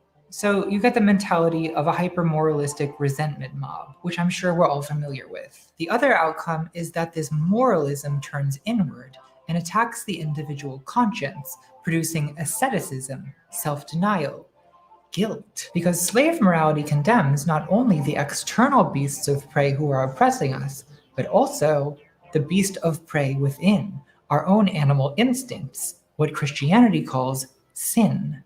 So Frederick thinks that modern humans have become sick. We hate ourselves, we hate our own nature, we hate life itself. I mean, is he wrong? You see a girl boss winning. I only see the will to power. Frederick thinks of modern men as once proud wildcats who've become domesticated house pets at the cost of everything great in the human spirit. That's very valid, Frederick. That's super hecking valid. So look, I've been pretty positive about Nietzsche so far, but I do have a couple critiques I want to say. One is that Frederick associating slave morality with the Jews is very irresponsible. Even though he didn't intend to be anti-Semitic, and even though he was outspoken against anti-Semitism in his own time, when you keep referring to the Christian values you're critiquing as Jewish hatred and Jewish revenge, some people might get the wrong idea. And some people did, Frederick, like your dumbass sister, Elizabeth Nietzsche, who became a literal alternative ethno-identitarian. God damn it, Liz. Kind of goth goals, though. Yes, that kind of goth. You're right this time. My other critique is that it doesn't seem to have occurred to Frederick that genuinely caring about other people is an option. Like, not because caring about other people is repressing your true selfish nature, but just because caring about other people is part of your nature. And isn't it?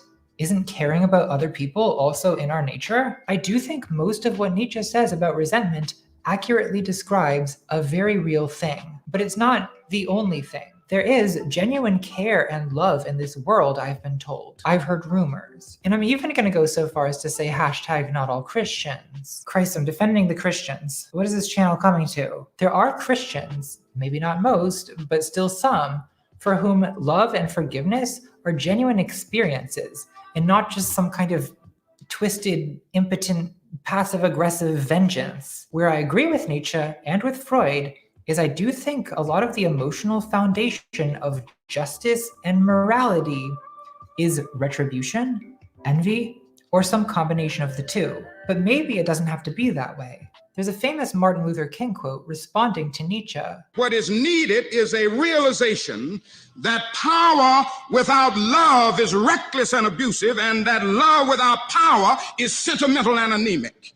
Power at its best is love, implementing the demands of justice, and justice at its best is love correcting everything that stands against love. So Reverend King concedes to Nietzsche that to simply call power evil is a sickness, anemic, but there still needs to be Just want to say, I haven't really been wanting to stop it because it's been flowing so nicely, and also I keep thinking, we're gonna, I want to see where it's going, as far as the development of the argument she's making here before I say too much about it. But I do love that she threw in that MLK quote. I've always liked that. So in any case, going to talk about it in a fuller way, but I think it's like 4/5 done now. So at this point, unless there's some really good reason to stop, probably just watch straight through and then, talk about it after. Be some kind of emotional or spiritual force that keeps humanity from tearing itself apart. And maybe something like this Christian idea of love for humanity is the missing piece. Because without something like that, I just see retribution and envy snowballing into human self-destruction. And I hate that for us. It's not very sliving of us. Do you guys know about sliving? Do you even subscribe to Paris Hilton's YouTube channel? She doesn't have as many subscribers as I do, but I try to support smaller creators. Living is basically slaying and living your best life into one word. It's the new that's hot. Maybe I'll do a video about love when I'm in a better mood. So for now, well, let's put it this way. God is dead, and we have killed him, Mia. It's living.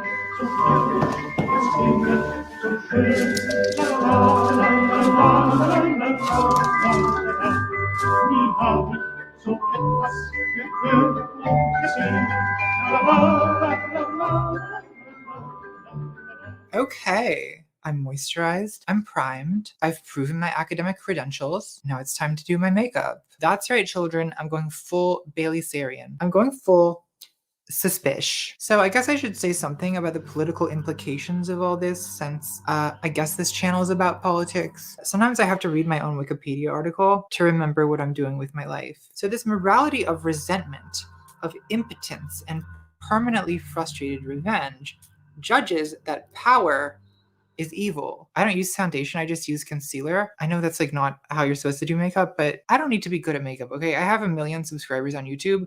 I don't need to be good. There was a New York Times article about young women's attitudes toward political ambition, and one of the women who was interviewed said, "As a white woman, I know I have unearned privilege. So am I really the best person to be in leadership?"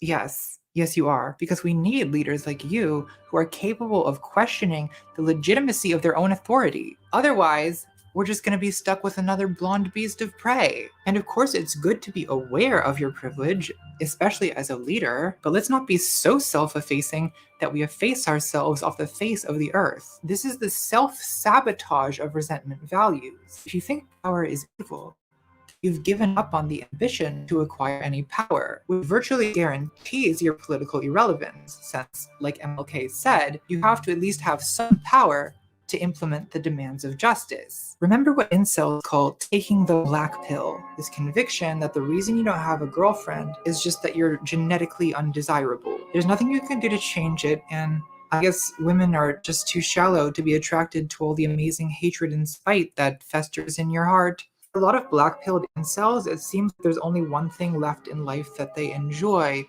which is simply the pleasure of complaining, of moaning in pain. It reminds me of a comment from Dostoevsky's second most horrible protagonist. Even in toothache, there is enjoyment.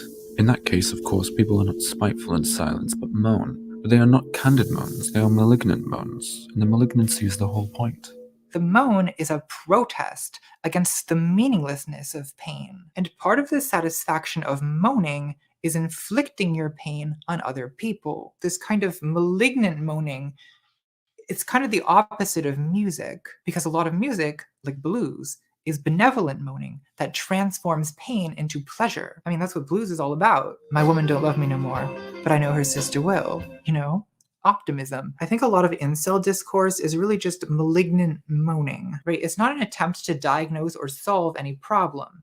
It's just a contagious expression of misery, a moan of pain that masquerades as a political agenda. Sexual Marxism, they call it. The redistribution of sex, state-mandated GFs. That's very valid. Of course, they don't actually expect any of this to happen. That's not the point. So incels are kind of a universal punching bag online. It's very easy to point and laugh at them. But what's harder is to look in the mirror and notice how these exact same tendencies are rampant in our own communities. So the incel black pill is just one instance of what I call an ideology of resentment, a discourse that outwardly appears like moral or political critique, but which on examination is mainly just a resentful moan. The goal of resentment politics is not to improve conditions. In fact, the resentful person is full of contempt for any morally compromised sellouts who are attempting to enact plausible reforms. They don't want victory. They don't want power. They want to endlessly critique power. Because for them, critique is an important psychological defense against feeling impotent. Shaler described it this way. It is peculiar to ressentiment criticism that it does not seriously desire that its demands be fulfilled. It does not want to cure the evil. The evil is merely a pretext for the criticism. What am I going to do with my eyes? I think a pink kind of look. We've been doing a lot of pink looks. I love that hay fever look. As a general rule, the more radical a political community claims to be, the more likely it is to be a community of resentment. Self-styled radicals will tell you, superficial surface reforms do not interest us. The problem must be critiqued at its root. And then the root turns out to be this universal, all-encompassing evil, right? Society itself, the system, the machine. A resentment ideologue always imagines himself to be engaged in a kind of satanic revolt against an omnipotent, omnipresent enemy. Okay, I just need to do makeup for a second. It's harder than it looks to be a makeup vlogger. Like, it's hard to talk while doing this. And nothing short of total revolution counts as any sort of victory whatsoever. We have to dismantle the entire system. Burn it all down. I guess it's pedestrian to point out that this is the revolutionary utopian equivalent of Christians awaiting the last judgment. Our kingdom is coming, comrades. Often the appeal of utopian ideology is similar to religion. It's not about healthcare, higher wages, relief from police violence. Those are actual goals that could be demanded, worked for, achieved. Utopian ideology instead promises relief from some general malaise, alienation. And so ironically, it can have the same opiate effect that Marx ascribes to religion, but release from the general anguish of human existence is not a political goal. There's been many revolutions in the last few centuries, and so far, zero utopias. Resentment, envy, and hunger, for that matter, are not satiated by the downfall of the old regime. When the people have no bread, they eat the rich. And when the rich are gone, they eat each other. And because of the proximity effect, envy may actually increase after the revolution. You may actually be more envious of a favored comrade, a successful citoyen, oui, a kulak, than you ever were of the aristocrats. So envy turns paranoid and imaginative in revolutionary moments. It gets sublimated into morality, and the accusations start flying. That citizen is conspiring against the revolution. That peasant is hoarding grain. So the guillotine starts slicing thousands of heads off, the gulags fill up, or an authoritarian strongman takes over just to announce another revolution 2 decades later. Things people will do to stay relevant. Honestly. And for what? Long-term egalitarian utopia results. Socialism with Chinese characteristics? So look, I do understand that sometimes you just have to do a revolution. And if I'd been there in 1789, I'm sure I'd be storming the Bastille myself. But I just wish we could stop being so doe-eyed about it. Revolution is a bloody nightmare that happens because society is collapsing and people are desperate. At worst, revolution is nothing more than a violent day of retribution. And at best, it lays the groundwork for future incremental progress. But it will never usher in utopia, nor is it the antidote to a vague sense of unease, which, I'm sorry to report, is simply the resting state of an unsedated human mind. Now, I'm not saying, as some conservatives do, that all leftist or all egalitarian politics is born of envy. No. This is a specific subtype. There are plenty of reasons, other than envy or fear of envy, to oppose an economic distribution where some people have billions of dollars while other people are dying because they can't afford insulin. Objectively, that is not an efficient use of resources to promote human well-being. And personally, I just don't want to live in a country where people are dying because they can't afford medicine. And I'm willing to pay however many taxes it takes for that not to happen. So while I'm putting down straw man versions of my argument, I'm also not saying, oh, let's just stop being envious. No, that's possible. I think envy is like libido. It's a basic force of human nature that's more or less unstoppable. But with the right leadership, I think that envy can potentially be sublimated or redirected into something more constructive. Because raw envy is a very bad basis for egalitarian politics. It often targets the wrong people, like millionaires instead of billionaires, and eventually it turns the revolution against itself, and you get the circular firing squad, the self-cannibalism. The problem I see on the left today is that without any genuine political outlet, resentment mostly manifests as morality. Morality itself being a way to vent envious aggression and vindictiveness. On the left, we claim to be so impersonal, right? We're all about structural analysis, the material conditions, systems of power, intersectional identity hierarchies. But if you look at what people actually spend their time doing here, it's all this obsessive moral policing. I wonder if because leftists can't seem to win on any major political stage, we feel disempowered. And so this moral fanaticism is a psychological substitute. Yeah, gosh, I wonder. Maybe I think this would be a nice place to shamelessly plug the new book, Canceling Comedians While the World Burns, a critique of the contemporary left, which, gotta say, that sounds like a decent summary of one of the main claims. But in any case, I've been really enjoying the video. I have thoughts, but I want to plunge through before we say too much more.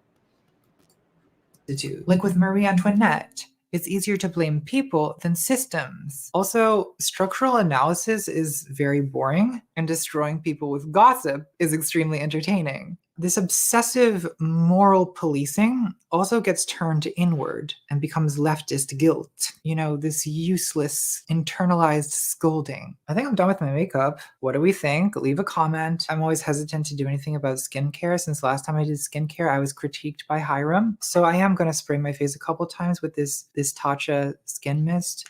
If that's okay with Hiram. It feels good to finally address this feud. Clear the air. I look a lot better with makeup. I don't want to say that I don't have natural beauty. It's just that it's very much enhanced by painting like a different face on top of my face. But hey, at least this way I've kind of earned it, because it's my skill. So there's a podcast called Guilty Feminist that's been running for years. And I haven't listened in a while, but in the early episodes, they'd bring on these women who would confess their feminist sins. Hi, my name is Amber. I'm a feminist, but I enjoy being choked in bed. It's hard being a woman. Not only are you being choked, you also feel guilty about it. The same moral hand-wringing happens with body positivity. When you make loving your body into a moral imperative, not only are you still going to hate your body, but now you're also going to feel guilty about hating your body because it makes you a bad feminist. So there was one problem, and now there's two problems. Thanks, morality. That's very helpful. Now, I want to take a moment to acknowledge that a lot of conservatives have made some version of the argument I'm making in this video. For example, Jordan Peterson and Camille Paglia have argued that academic postmodernists are motivated by resentment. The argument is that deconstructionist literary theory is a kind of envious vengeance against the beauty and virtuosity of canonical great art. And yeah, there's probably some truth to that. A lot of academics are failed artists, but I was even more manqué than that. I've noticed that working class, non-academic socialists do tend to be more productive and more self-advancing, involved in unionizing or organizing. Whereas it's usually people who went to college. I went to college! Presumably because they had middle-class ambitions at some point, but whose middle-class ambitions have failed, who become the great critiquers of capital. I mean, I can tell you from experience that when I was eating Chef Boyardee over my master's degree, that's when I was most likely to say things like, according to Antonio Gramsci, in the logic of late-stage capitalism, the culturally hegemonic neoliberal ideology manufactures the consent of the subaltern. So point taken, but some can Yeah, just to really quickly answer HG's question, there is a worker-owned bookstore in Baltimore called Red Emma's. That's redemmas.com. No, sorry, that's .org. So redemmas.org that you can order it from online. So I think that's, at least if you're in the US, that's probably the best non-Amazon option. conservatives take this argument way too far and try to argue that the entire left is nothing but a coalition of resentment. Like, there's a video on YouTube of the philosophy professor Stephen Hicks doing a version of the postmodernism is resentment argument, and in the comments section there's a bunch of people saying, this describes Black Lives Matter, Antifa, and the Democrats. Does it though? I mean, any political movement is gonna have people in it who suffer from resentment poisoning, but Black Lives Matter at its core is about the right not to be murdered by police. The slogan, Black Lives Matter, is an affirmation of the value of Black life. So that seems like something even Nietzsche would approve of. Huey Newton, the co-founder of the Black Panther Party, was inspired by Nietzsche to create the slogan, all power to the people. When we coined the expression all power to the people, we had in mind emphasizing the word power, for we recognize that the will to power is the basic drive of man. But it is incorrect to seek power over people. We have been subjugated to the dehumanizing power of exploitation and racism for hundreds of years, and the Black community has its will to power also. What we seek, however, is not power over people, but the power of control of our own destiny. That, to me, is a role model for how to do identity politics without centering resentment. It's instead an affirmation of self-determination and self-respect. Like Nietzsche would say, it's saying yes to yourself. Whereas if your whole political project is defined in the negative, then you're allowing yourself to be defined by your enemies. I find feminism is prone to this, where even, and in fact especially, the most radical feminists cannot seem to escape this resentful consciousness of being the second sex and defining themselves against men. Earlier, I mentioned Andrea Dworkin in a positive way. She's the most radical of radical feminists, and my first impulse is actually to defend her because she's very widely hated, and most of the people who hate her hate a caricature. Like in that Stephen Hicks video, Hicks summarizes Dworkin as calling all heterosexual males rapists. Literally in the preface to her most famous book, Dworkin says, if one's sexual experience has always and without exception been based on dominance, how could one understand that this book does not say that all men are rapists or that all intercourse is rape? Listen, Hicks,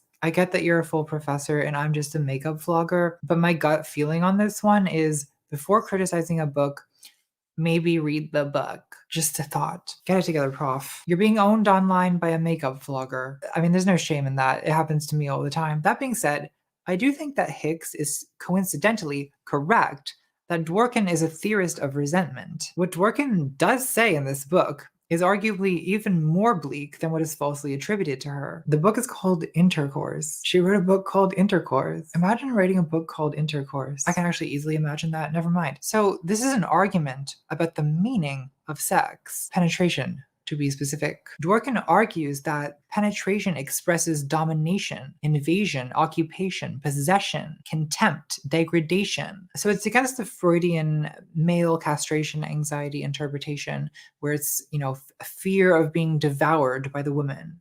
Imagine being afraid of that. Imagine being afraid of that. I'm gonna get a facelift someday, and I'm gonna look like this. I'm perfect. I certainly don't agree with everything she says, but isn't Dworkin closer to the truth here? Closer than Freud, anyway. Think about what men typically say to women during the act. Do they say, help, I'm being devoured? Never heard that one. Have you? No, usually it's more along the lines of, you like that, don't you? You little... etc. And of course, you can eroticize being subjugated and degraded and enjoy it. And I think Dworkin would argue that most women do eroticize subjugation because they're taught to. But enjoying it she'd have to say, doesn't change the meaning of what's happening. So I think Dworkin says some things that are very true and some things that are off the fucking rails. Where she loses me is where she starts getting black-pilled. And this book, this is the feminist black pill. It is 250 pages of hopeless misery and rage. She says, male dominant gender hierarchy seems immune to reform. This may be because intercourse itself is immune to reform. Okay, so women will never be free until men stop putting the P in the V. We can dream, Andrea.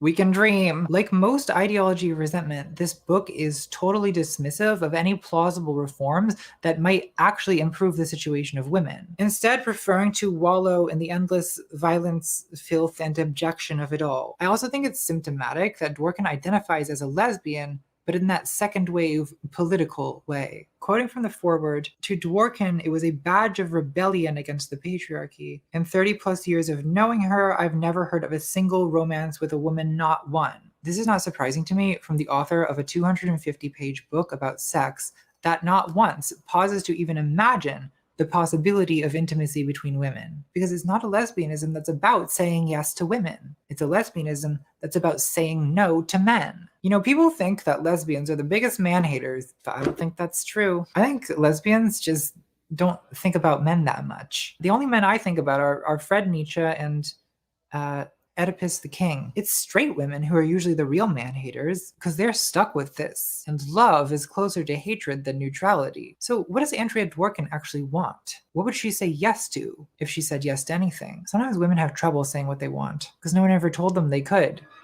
Romance. That's what Joan Didion said is the real desire of the women's movement. Joan Didion, of course, being not like other girls. Dworkin offers occasional glimpses of a positive desire. Despite all efforts to socialize women to want intercourse, women still want a more diffuse and tender sensuality that involves the whole body in a polymorphous tenderness. That does sound nice. I'm so lonely. I think it's a bit bold to speak for all women, though. Like, there are definitely women out there who, they don't make love, Anastasia. They hard. I'm really sleepy, and this bed right behind me just looks so nice. Get in here right now. What if I just go to sleep and then wake up and then just record the rest of the video when I wake up? I don't want to do it now. I'll get Pikachu. That'll make this easier. Isn't it better for me to have a friend? Pikachu is the most adorable Pokemon. Why? Because he's the yellowest. Name one thing more yellow than Pikachu. You can't name anything. You can't think of anything. So if diffuse and tender sensuality is what you want, then just say that. Is that what you want, Pikachu? I bet it is. And Dworkin did get married to a gay man. So I guess she found what she wanted. Lucky. Envying Andrea Dworkin. Is that really what we've sunk to around here? You know, I've been noticing the poison creeping into my mind lately. I know this isn't very original, but I fell in love with my best friend like a gay idiot. Got my heart comprehensively broken. And then COVID hit and gave me a year of solitude to spiral deeper into a hell of my own making. You know, I stopped saying yes to life, and I started saying yes to chasing the dragon, by which I mean playing Spyro the Dragon, one of the greatest appropriate for all ages video games of all time. Look at him go. I'm taking the hair clips out. I catch myself having bitter spinster thoughts. It's because I'm trans. It's because I'm gay. That's why I'll die alone. Yeah, that's the reason I'm alone. Definitely not because I don't leave the house. See, I am not immune to incel tier brain poisoning, and you really can use political theorizing as an excuse not to fix your life. Society did this to me. A transphobic society made me hate myself. Well, yeah, that's true. But at a certain point, you have to take responsibility for your own mind and decide to stop being an accomplice in your own annihilation. Since we keep referencing Paradise Lost, the mind is its own place, and in itself can make a heaven of hell a hell of heaven. Yes, squad. So I asked myself, what kind of mind do I want to be? Do I want to obsess over what I lack, concede society's judgment of my inferiority, become a self-hating, self-pitying, envious, resentful little nothing? Or do I want to get off the goddamn floor, stop chasing the dragon, and say yes to life? The answer, of course, is that I long to return to the sweet womb of my dark mother. But we're not going to do that because there's plenty of time to numb the pain after you die. The sweet embrace of death is the darkest mother of all. Also, nothing is less attractive than an envious, resentful, self-pitying person. It's beyond a personality flaw. It's a personality deformity that can ruin whatever chance at happiness you have. So in the short time that you're alive, you have to discover that which is noble in yourself and say yes to it. You know, don't say no to getting older. Say yes to being a MILF. Yes, yes. What I'm really trying to say here is SpongeBob SquarePants is the Ubermensch. SpongeBob says yes to life, and so should we. Yes to ourselves. Yes to art. Yes to sensuality. Yes to the world. Yes. Yes. We. Is this really how we're ending the video? I guess. Okay, bye!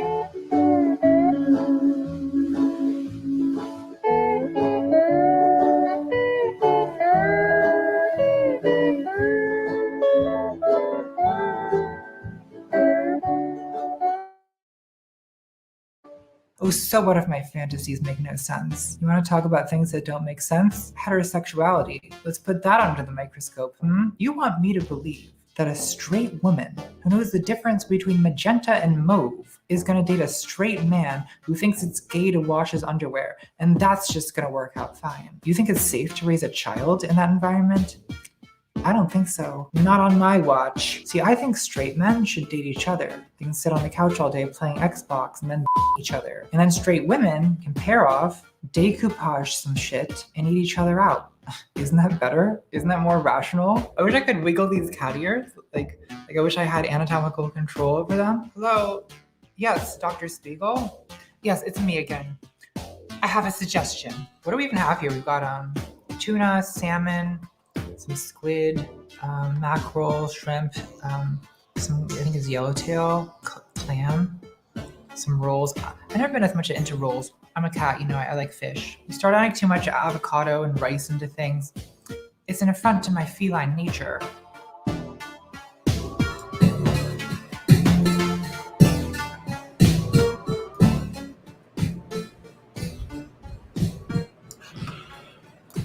All right, a few, yeah, for sure. That is, I mean, I started thinking about that as soon as she did that MLK quote about love and power, which, yeah, I mean, I remember Michael talking about that quote, and also just the whole, you know, the sort of,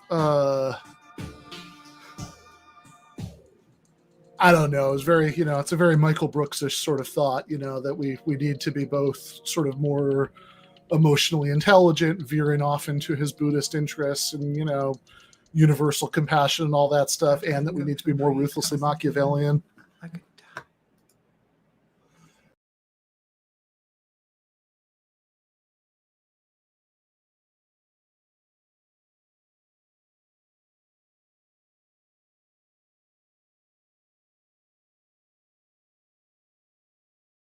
All right, sorry about that.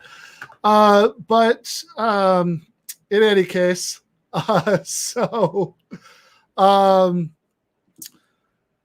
yeah, well, the thing is, so Jose says Michael Brooks sort of thought, or hippie for short. That's half of it, right? Like, what makes it a Michael Brooks sort of thought is that it's got that hippie half, but it's also got that like realism about power, wanting the left to be more strategically smart and focused, and even, like I said, you know, kind of Machiavellian. That's that's what makes it, you know, very Michael Brooks kind of thought. Yes, I agree. That is correct.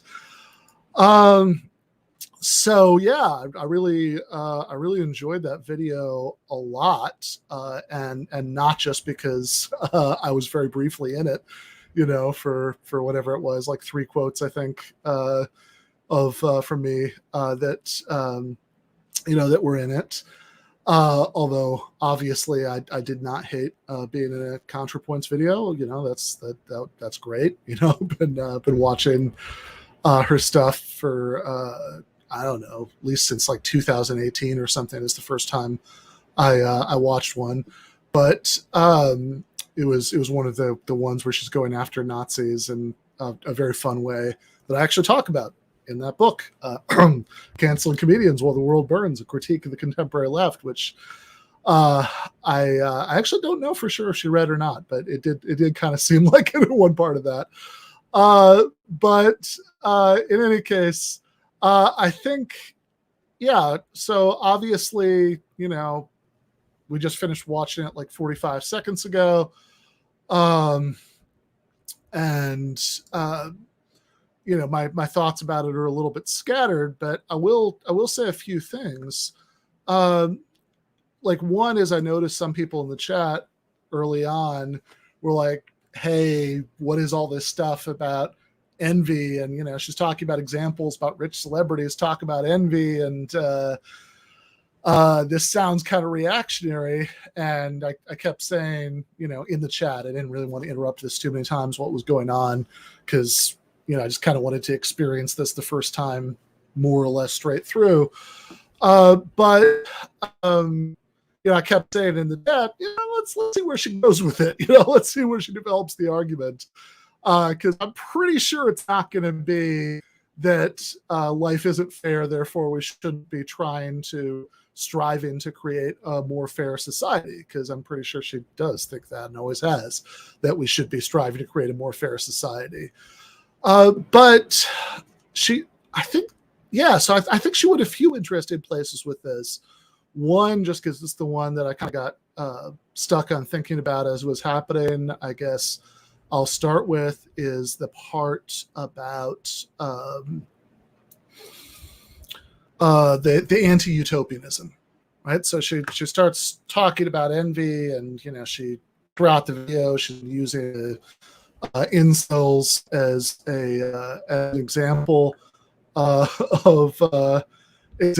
envy, and, you know, and how it's different from other kinds of emotions like jealousy, or, you know, or covetousness even, that it could be accused of. And the thing that makes, in the sense that she's interested in, not maybe the loose popular sense, but the more strictly accurate sense, or at least the part of the strictly accurate sense that she's exploring in the video, maybe, I'm not sure. As she's using the incels as an example, because the incel doesn't say, oh, this really sucks, you know, that I can't, you know, that girls don't like me, you know, so I'm going to start hitting the gym and I'm going to turn into one of these chads, you know, who get all the girls. Instead, the incel says, well, nothing for it but to just moan about it and, you know, lay down and die. And they, you know, moan about it in a way like that's like the only pleasure they're allowing themselves is kind of the pleasure of moaning about it.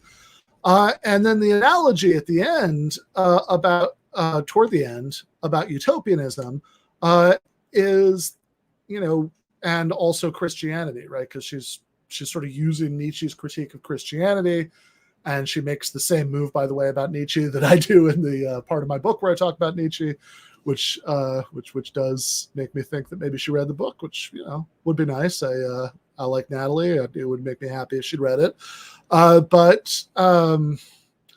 That, which is to say, look, let's kind of bracket the question of whether all versions of Christianity are really accurately being described by Nietzsche's critique here. That's not the most important part. I even kind of do a paragraph or two in the book when I'm talking about Nietzsche, where I say, yeah, look, I like Cornel West as a Christian socialist. Here's how I think Cornel West would stand what's accurate or inaccurate about, you know, some of what Nietzsche is saying, the genealogy and morals. I think West would probably say that, well, this just accurately describes a certain sort of priestly version of Christianity. He says that all religions have both priestly and prophetic, you know, versions, but the prophetic version of Christianity that you know, inspired, you know, runaway slaves and civil rights marchers, and, you know, et cetera, et cetera, et cetera. That one, you know, is not going to be accurately described by this. And whether you think that that's right as a historical claim isn't really what most interests me. I kind of go with what Michael says in the last chapter of Against the Web, that it's that we shouldn't really say, oh, here's the, like, this is kind of what's wrong with some of what the new atheists were saying about Christianity or Islam, that it's not that Dawkins or whoever is wrong because he says that Islam is essentially bad and violent and fundamentalist, because like the real Islam is like the nice tolerant interpretation of it. It's that that the real essence of Islam is nice and tolerant. It's not that. It's that Islam doesn't have a real essence. That these are vast cultural traditions, Islam, Christianity, whatever. They all come in tons of different flavors, and you're going to find people in any human society are going to express various values through whatever cultural language is available to them. So of course you're going to find examples of people expressing good, positive values that I'm happy to endorse, in Muslim language or Christian language or whatever. And of course you're going to find people expressing other values that I don't like one bit, and expressing them in Muslim language, Christian language, etc.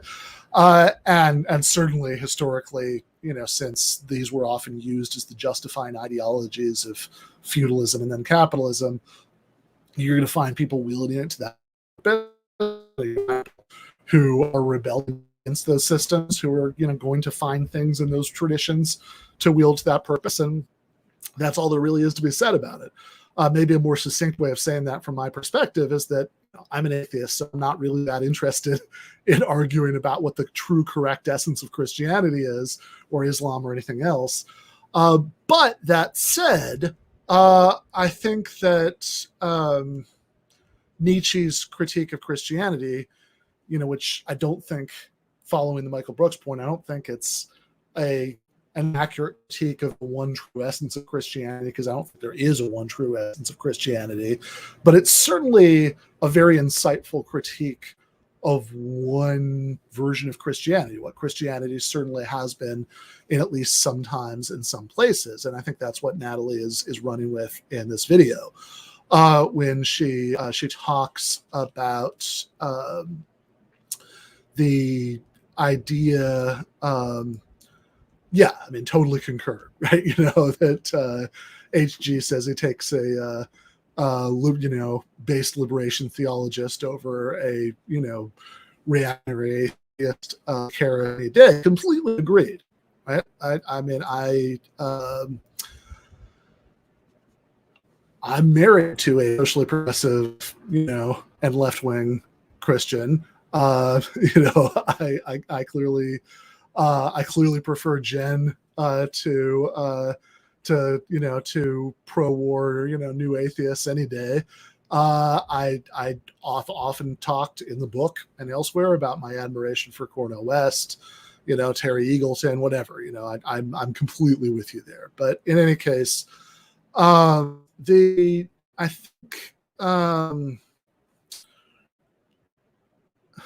that. Sorry, I lost the thread there for a second. Okay, so incels, Christianity, utopianism. That's what we're talking about, which would probably be a fun 5-second clip. So Natalie's using the incels as an example of envy in the sense that she's talking about in the video,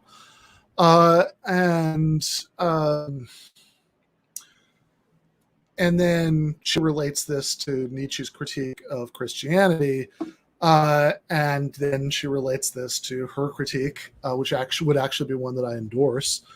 I don't think it's a critique that undercuts radical critiques of capitalism. I think it's a critique that helps guide radical critiques of capitalism in a useful direction. That she's relating all three of these things, because same way that the incel, the like sort of movement incel, not just like a guy who can't get laid, but movement incel doesn't say, oh, I'm gonna go to the gym and work out and improve myself and try to be funnier and whatever. I'm gonna try to solve this problem. Instead, they just kind of revel in the unsolvability of it. The same way that Christian or the kind of Christian that Nietzsche's talking about and that she's talking about here doesn't say let's help the meek band together to make goddamn sure that we inherit the earth, but they say, well, just God will take vengeance for us, but we don't have to. We're just going to sit here being meek. Then the political utopian, in the sense that she's critiquing, says, let's not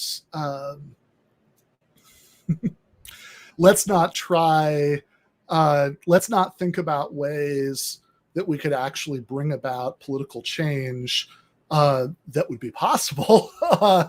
Let's define anything that's possible as not really getting to the root of the problem, so we can wallow in our misery, the incel, or like the kind of Christian that Nietzsche is describing, and that's that's extremely unhelpful, right? And I like the idea that envy is universal constant of human psychology, but insofar as it's sparked by particular kinds of class inequalities, maybe it's a necessary starting point, but it can be channeled, like she said in the last part of the video, into more politically useful directions.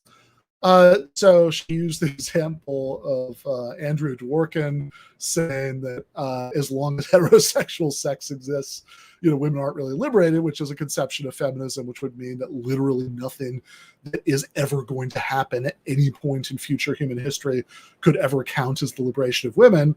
So again, not unlike the incels.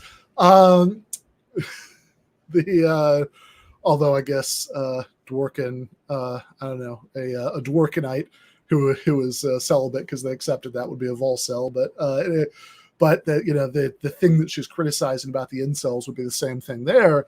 That when she talks about people saying only total revolution or whatever, I think there are a couple of distinct, because I can understand how, if you're a radical socialist like I am, you could hear that and not like that, right? And you could think, oh, she's talking bad about what I think. But I think that would miss the point a little bit, or at least as I would read it.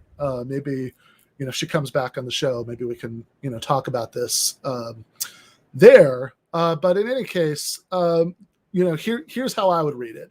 And whether this is exactly what she thinks or not, I think that at least it captures the core of her argument and why I think that's a useful core to build on. Because if you think about debates between socialists about what would count as real socialism, you get a few possible positions that emerge in that debate.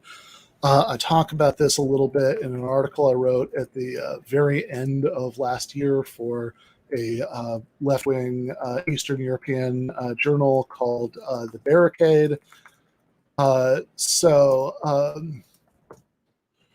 Let's see.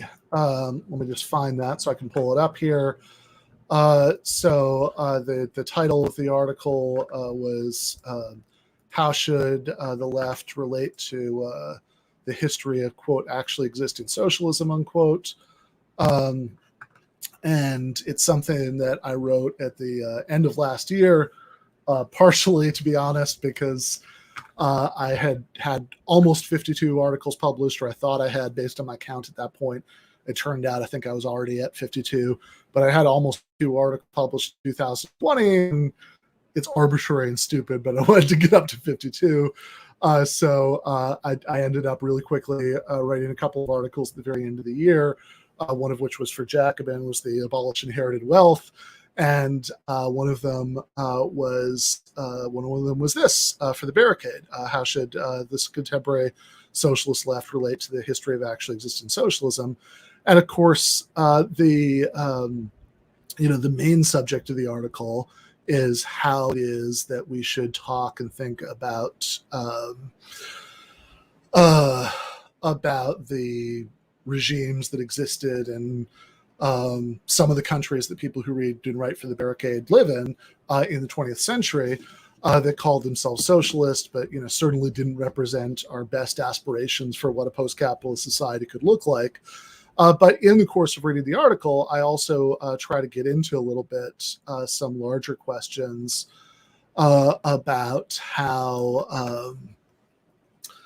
to think about the kind of socialism that we actually want. And this, I think, gets to the point that Natalie was making at the very end of the video, or at least the way I would read her point there.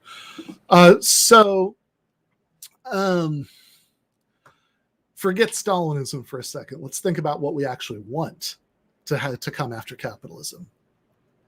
And this is also a point that Alec Nove makes in his book, The Economics of Feasible Socialism, where he says, look, the least interesting way to criticize Stalinism is by saying that it deviated from some utopia that exists in my imagination that's probably so poorly thought out it could never really exist. That's not helpful. That doesn't mean that there aren't very good criticisms of Stalinism and some of the horrors that existed in some of those societies at their worst, or even just the sort of day-to-day authoritarianism and dysfunctionality that exists in some of those societies, even when they weren't at their worst. But it does mean that you shouldn't critique it from that vantage point. That's dumb. And so in the article, I talk about, okay, if we're interested in whether these societies counted as socialist, we have to figure out what we mean by socialism. And so putting the whole Stalinism question aside for a second, you can just think, okay, well, before we decide what is real socialism and what's not, like, what do we mean by socialism? What is it that we're advocating when we advocate, abolishing capitalism and bringing about socialism? And why do we advocate it? And so there are a few different positions that you can take on that. One is that the thing that makes socialism, real socialism, different from everything else is that there are no markets of any kind, which could either mean that it's a planned economy a la the Soviet model, or a much more democratic version of the Soviet model, or it could mean, some people will even say, some people I like, but I argue with about things like this. Will say, no, even that, right? Even a fully planned economy doesn't count, because what you really need to do is you really need to abolish the value form. You can't have commodities at all and still be a socialist society. So even in the Soviet Union, workers were paid with rubles, and they used those to buy commodities at the grocery store when they were lucky enough that the things they wanted, were at the grocery store. So even that wasn't real socialism, because real socialism means that we have a completely marketless, moneyless society where there's this no, what orthodox Marxists of a certain kind will call the value form or the commodity form, which are actually not terms, I think, in either case. Marx certainly talked a lot about commodities. I don't know if he said the commodity form, but I don't think these are really terms that he used. But I mean, I certainly see where they're getting it in his writings, that has to be completely abolished, or it's not real socialism. Another position, by the way, is just, which would be closer to mine. I'm not really interested in fighting about how to use the word socialism. I'm perfectly happy to say, okay, if by socialism you mean any society in which the means of production are predominantly owned by not private capitalists, by the public in some sense, then sure, maybe you could say the Soviet Union was socialist. It's not the kind of socialism that I advocate. But if I were going to say it didn't count as socialism, I would say it's because what you really need is collective democratic control over the means of production, whether that's exercised through a democratic state or through worker cooperatives or some combination, or etc. Right? Okay, so why am I talking about this as part of the commentary on Natalie's video? How does this all relate? Well, the way that it all relates is what she's saying at the end about utopianism, when she uses the example of Dworkin, and to talk about the feminist version, and she also kind of gently mocks the socialist version. Why I don't think that that's a anti-radical point, right? Because I know that's what some people are going to get out of this. They're going to be like, oh, see, Natalie Wynn is really just a lib. here she is being a lib and shitting on anybody who wants radical fundamental change. I don't think that's it. Or certainly I don't think that that's entailed by anything that she says. It's certainly not entailed by anything she said when I interviewed her about this stuff last year on the show. So I think that the point rather is that it's a worthless form of radical anti-capitalism that insists on seeing anything that could actually happen as not counting as real socialism. Because at that point, you might as well be Andrea Dworkin saying, as long as heterosexual sex exists, women aren't truly liberated. You might as well be a Christian saying, well, the poor will always be with us until we have the kingdom of God, so don't worry about it. You might as well be that incel saying, no, it doesn't matter how many hours I log at the gym. It doesn't matter how much I work on my personality.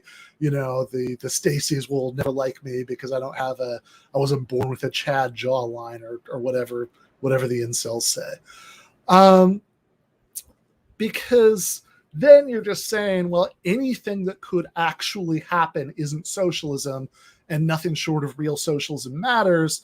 So you might as well lie down and die, right? I think that's how the dots are connected there.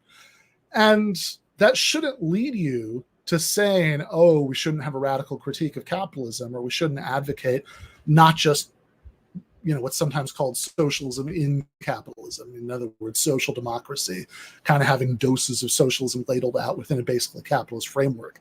Like, oh, let's create an NHS for healthcare. Let's nationalize the coal mines, under the Clement Attlee government in the UK.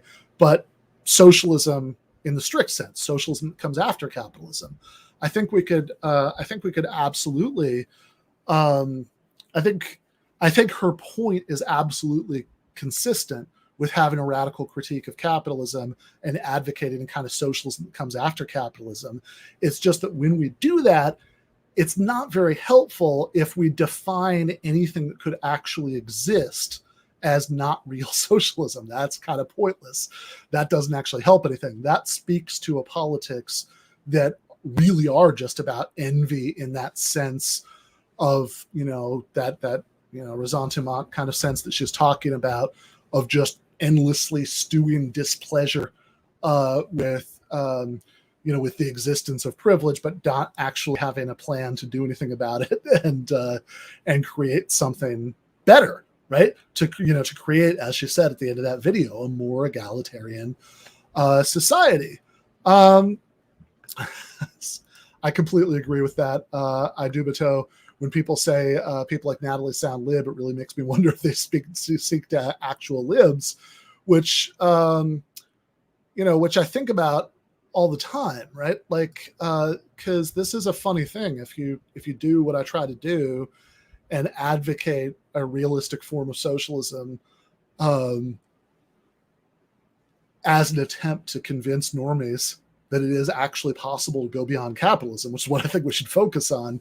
You spend a lot of time being told on left Twitter or whatever that, oh, that's not real socialism, which I always think is hilarious, because saying, okay, hold up.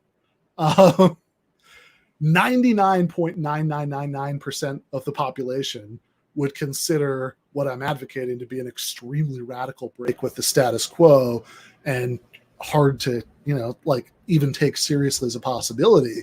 But if you spend all of your time talking to 20 other radicals on Twitter, you end up getting the impression it's like, no, that's milk toast, that's just liberalism, or that's just social democracy, whatever. And it's extremely unhelpful. I think what we should advocate is, yes, radical, because we want to get to the roots, we want to have systematic change, but also, frankly, non-utopian socialism. And in non-utopian, I don't just mean what like Engels meant, or Engels, right? In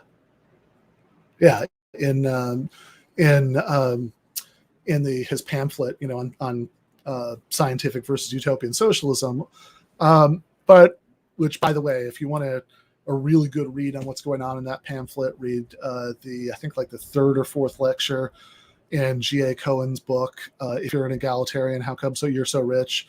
But I don't think just in that sense, but also like not utopian in the sense that Natalie is criticizing correctly at the end of that video, not defining anything we can actually imagine or figure out what to do at this stage of human history as just definitionally not counting.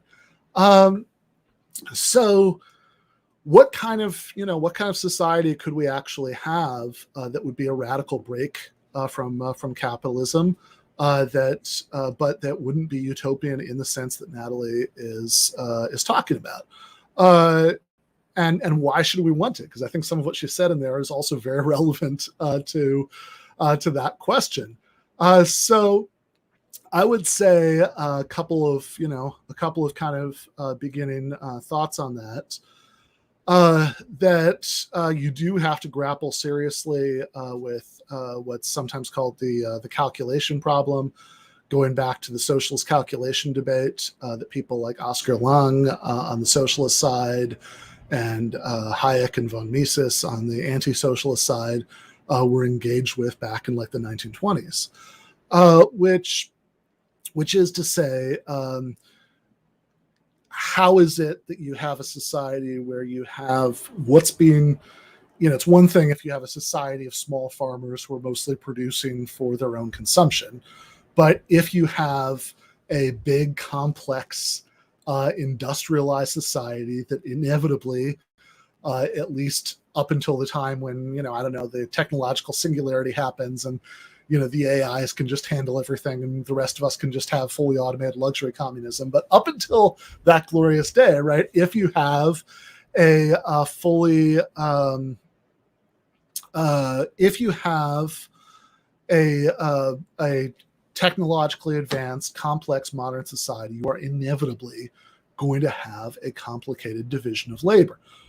So, socialists sometimes talk about production for use, but, you're not going to be producing literally for your own use primarily, right? If you are at the factory where you do nothing but produce lug nuts, it's not that, you're personally going to use most of the lug nuts, or you and your coworkers are personally going to be producing, consuming most of those lug nuts, right? Or similarly, if you're picking lettuce, you're not going to be eating most of the lettuce that you're harvesting. That would be a very bad idea, and on multiple grounds. So, given that, you are going to have this logistical problem about how is it that you arrange incentives and everything such that what's produced lines up with what's with consumer demand. And I know words like consumer, sometimes make some socialists itchy, but I mean, we do spend a lot of our lives consuming things as well as producing things, and that's the whole point. If you say you want production for use, right, you mean for consumption, right? So how do we make sure there's a fine-grained matchup between what's being produced and what people want to consume? And by the way, Drew says in the chat, Paul Cockshot has, I think I'm pronouncing that correctly, great work available on YouTube about the calculation problem. I know Cockshot is very bullish about it. He basically thinks that contemporary computer technology solves the problem. Maybe. I think even if you read like The People's Republic of Walmart by Mikhail Rozworski and my friend Lee Phillips, and they're also very optimistic about this stuff, but they're pretty cautious in how they treat Cockshot's claims at the end there. And where they ultimately land at the very end of the book is they say, look, if we're just imagining like 5 minutes after the revolution, yeah, you probably do need some sort of market socialism. And then they think as computer technology gets better than it is now,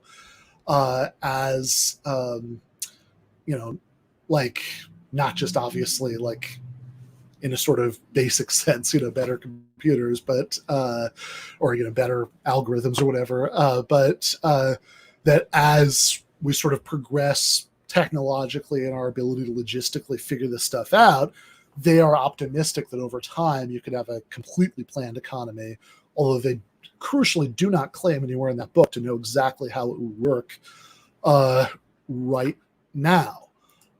So, they think, yeah, there's certain things that we can, and this is what I think too, right, that there are certain things we can take out of the market right now.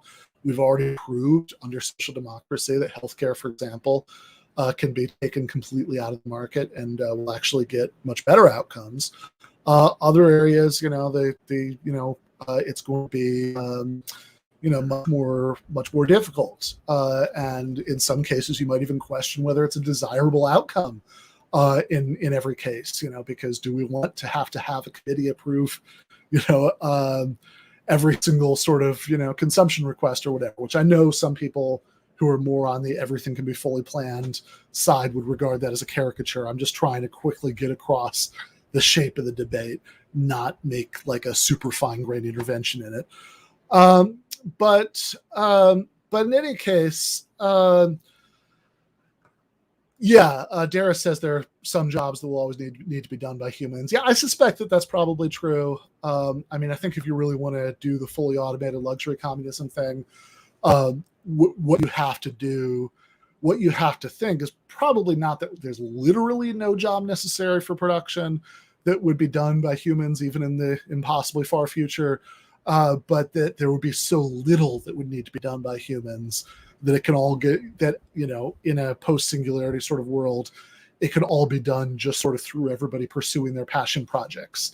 Some of us will write poetry. Some of us will be passionate about computer engineering without those projects having to be linked to our consumption. That would, I think, be the fully automated luxury communist argument.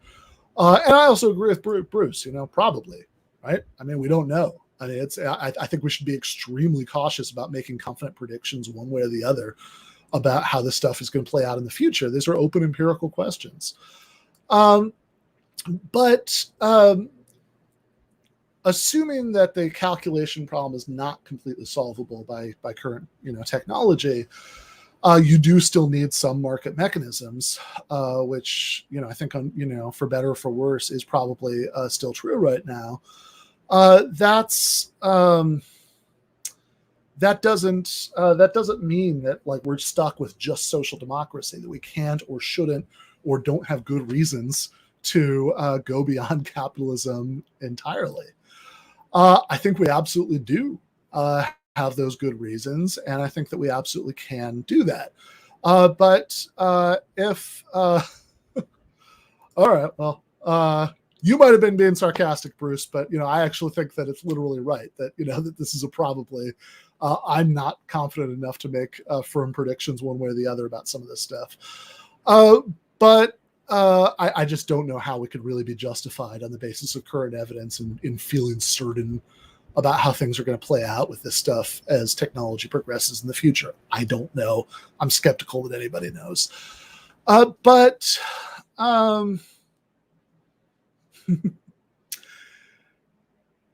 yeah, I mean, the Michael Albert stuff, participatory economics, I am a little skeptical about some of it. I think it has the virtue of being the best thought out version of a totally marketless socialism.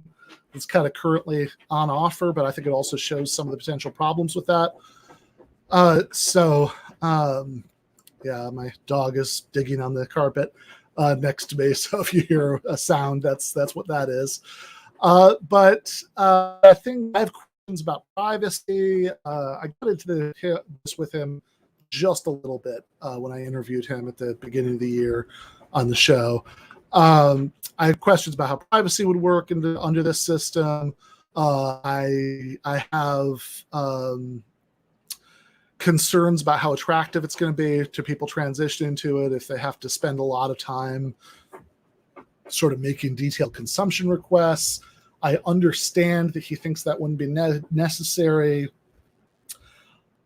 I'm not yet fully convinced that there's a well-formulated way for this to work where it wouldn't be necessary, but in any case, I think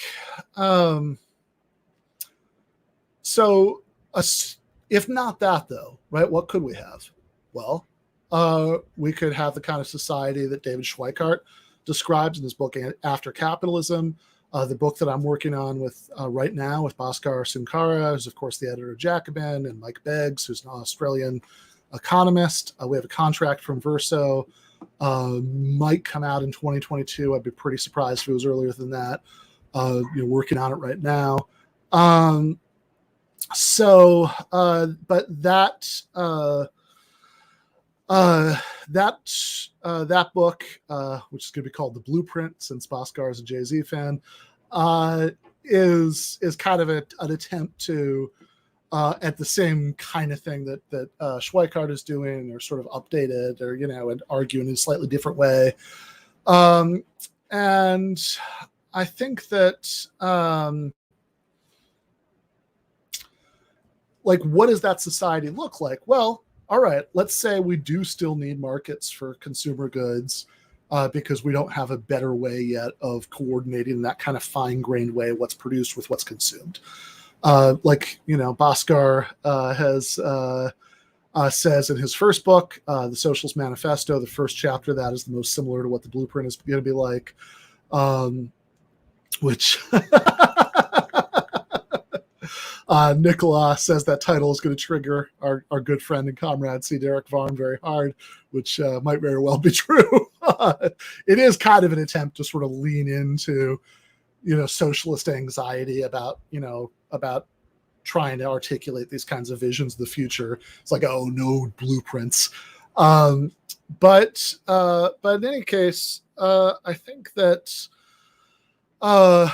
so if you do still need a market for some consumer goods, we know you don't need a market for healthcare, for example, because we have extremely successful examples of totally decommodified healthcare that are better, and that treating healthcare as a commodity leads to horrible outcomes.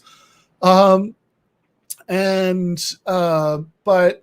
maybe food, for example, which is an area where you have some of the worst failures of the kind of authoritarian state socialism, if you want to call it that existed in the 20th century, then you wouldn't want to completely decommodify it. Public option, maybe. Nathan Robinson actually has a good article about that, advocating a public option in food, but you might not want to completely decommodify it. And there might be other consumer goods, where you want to have some kind of market.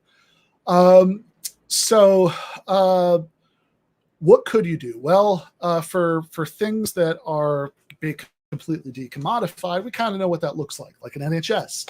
And you could have a version of the NHS that had much more democratic control, input from the doctors and nurses and hospital employees themselves, more autonomy on the workplace level. But, basically in a broad sense, it worked. It worked like that. And then for the rest, what I was going to quote from Bhaskar's first book, The Socialist Manifesto, the first chapter of which is the one that most closely resembles the book that me and him and Mike Beggs are working on right now, that says that the Soviet model of economic planning was, I don't know if this is original to him, that's just where I read it, so I'll cite him for it, was, all thumbs and no fingers. In other words, it was very, very good at churning out millions of tanks and tractors very quickly. And, thank God for it. Hitler might have won the war. But was very, very bad at this kind of calculation problem, at coordinating production with consumer needs. And it's easy to scoff at that as unimportant from, a certain kind of radical perspective. If you're an American in the 21st century, say, oh, boo-hoo, we won't have 150 different kinds of toothpaste. But I think we do that at our own peril, because the fact is Soviet citizens did feel extremely frustrated and alienated from the system because they were disenfranchised as consumers, because there was no particular incentive to make sure that the goods that they wanted were on the shelves. And I think along with resentment at the political authoritarianism, and maybe kind of going hand in hand with that, that's a big part of the reason why these things that were supposedly worker states, the vast majority of the working class had no interest in lifting a finger to preserve them when they started to crumble. So if we don't want that, if we do need some kind of market sector, does that mean that we have to have a labor market and the exploitation that goes with that? Well, no, I don't think so. Not in the sense that we have under capitalism, certainly. So I think that what we could have, what Bhaskar describes in the first chapter of the Socialist Manifesto, which again is roughly what Schweikart talks about in After Capitalism, is roughly what Bhaskar and I and Mike Baggs are going to talk about in our new book from Verso. What you could have is a system in which the physical means of production are public property essentially, but they're leased out to worker co-ops. So if you have to have price signals and firm failure and some of these things for the sake of keeping the economic mechanism rolling along in a realistic, logistically possible way that we can imagine working in the real world right now without waiting for the technological singularity or anything, they can at least be worker-owned firms leasing the physical means of production from the state and paying. So there's a worker state as a kind of universal landlord, and then the cooperative firms, worker-owned firms, are paying something that you can conceptualize either as a tax or as rent, rent on the means of production, or as something like interest, except it's like interest on a loan, except you're only paying. It's like loan payments, except for you're only paying on the interest, not the principal. So, which, by the way, solves a problem that libertarians will always often bring up. Like Gene Epstein, will make a big deal about this, where they say, no, but like, look, a lot of the reason that workers don't start cooperatives right now is they don't want to assume the risks of, paying back, creditors, for forever if the business goes belly up. They want a capitalist to take that risk for them. Now, I think the idea that that's the main reason that people don't start worker co-ops is a little delusional. I think if you look at the approximately 10,000 billion YouTube videos called How to Be Your Own Boss, you can find evidence that tons of people would love to take on that risk if only they could get together the starter capital and, et cetera, et cetera, et cetera. But I think it is a thing that certainly makes people hesitate about starting small businesses of any kind, whether they're cooperatives or otherwise, which is why I think that in this fully socialist society, we call it in the book, we're going to call it FDS for full democratic socialism, right? If you think of like social democracy as like partial democratic socialism is the horizon for a version of it that went beyond capitalism entirely, full democratic socialism. Yeah, exactly. The government, the government is what takes on the risk. So you don't have to be dominated by a capitalist. You can have a democratic socialist state taking on that role. And so rather than under capitalism, where if you want to make a living, you have to sell your labor power to a capitalist, who then, for those 8 hours a day, that half of your waking life most days a week, gets to order you around like a tin pot tyrant. You can have like what they have right now at Mondragon, where management is elected, where operating agreements that dictate, wage scales are voted on, and working conditions and the rest are democratically voted on by the workers themselves. And so it's like a union contract, except there's no separate, there's no capitalist facing you on the other side of the negotiating table. It's like a unilateral version of a union contract. And I think that's now, whether you think that exact model that I just described is the best sort of model for how realistic socialism could work or not is not really my main point here. I mean, it's what I would advocate. I think it's a good model, but also, like, I'm not under any illusions. All right, I'll see you, Nanya. I'm not under any illusions that if we are lucky enough to get past capitalism entirely and have some sort of form of socialism in the future, that, you know, liberated workers in that future society are going to be like, man, I wonder what some intellectuals in Brooklyn, I mean, I'm actually not in Brooklyn, but just for the sake of, you know, the rhetorical flourish, I wonder what some lefty intellectuals in Brooklyn in 2021 thought we should do. Let's copy their exact blueprint. That's not the point at all from my perspective. The point is rather to show that there is a realistically possible version of socialism, that we could have a society that was a complex, technologically advanced society with a complex division of labor, where people could enjoy the same lifestyle that, you know, like lower middle class people enjoy in the society that we already have, but, you know, much better in various ways, et cetera, that all of that is realistically possible, that there's a way that we could actually do it without just saying, oh, people in the future will figure that out. They'll come up with something, which is not very convincing. It's certainly not going to be very convincing to most normies of the kind who might like what Bernie Sanders is talking about, but might be a little skeptical that we could ever have a fully socialist society, which is the audience that I really want to convince with this project. I don't really care if people on left Twitter think this counts as real socialism, TM. What I care about is convincing normies that it's possible to go beyond capitalism. And I think that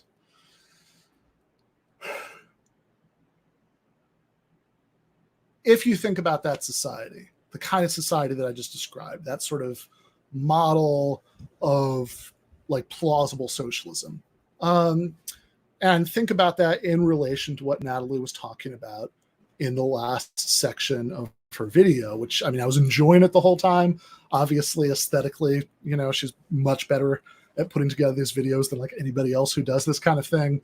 And you know, obviously I'm here for the Nietzsche talk and all that stuff. But that last like 20 minutes or however long that was when, you know, like half an hour, I guess, was when I got really interested in what she was saying. And I thought like it really got good.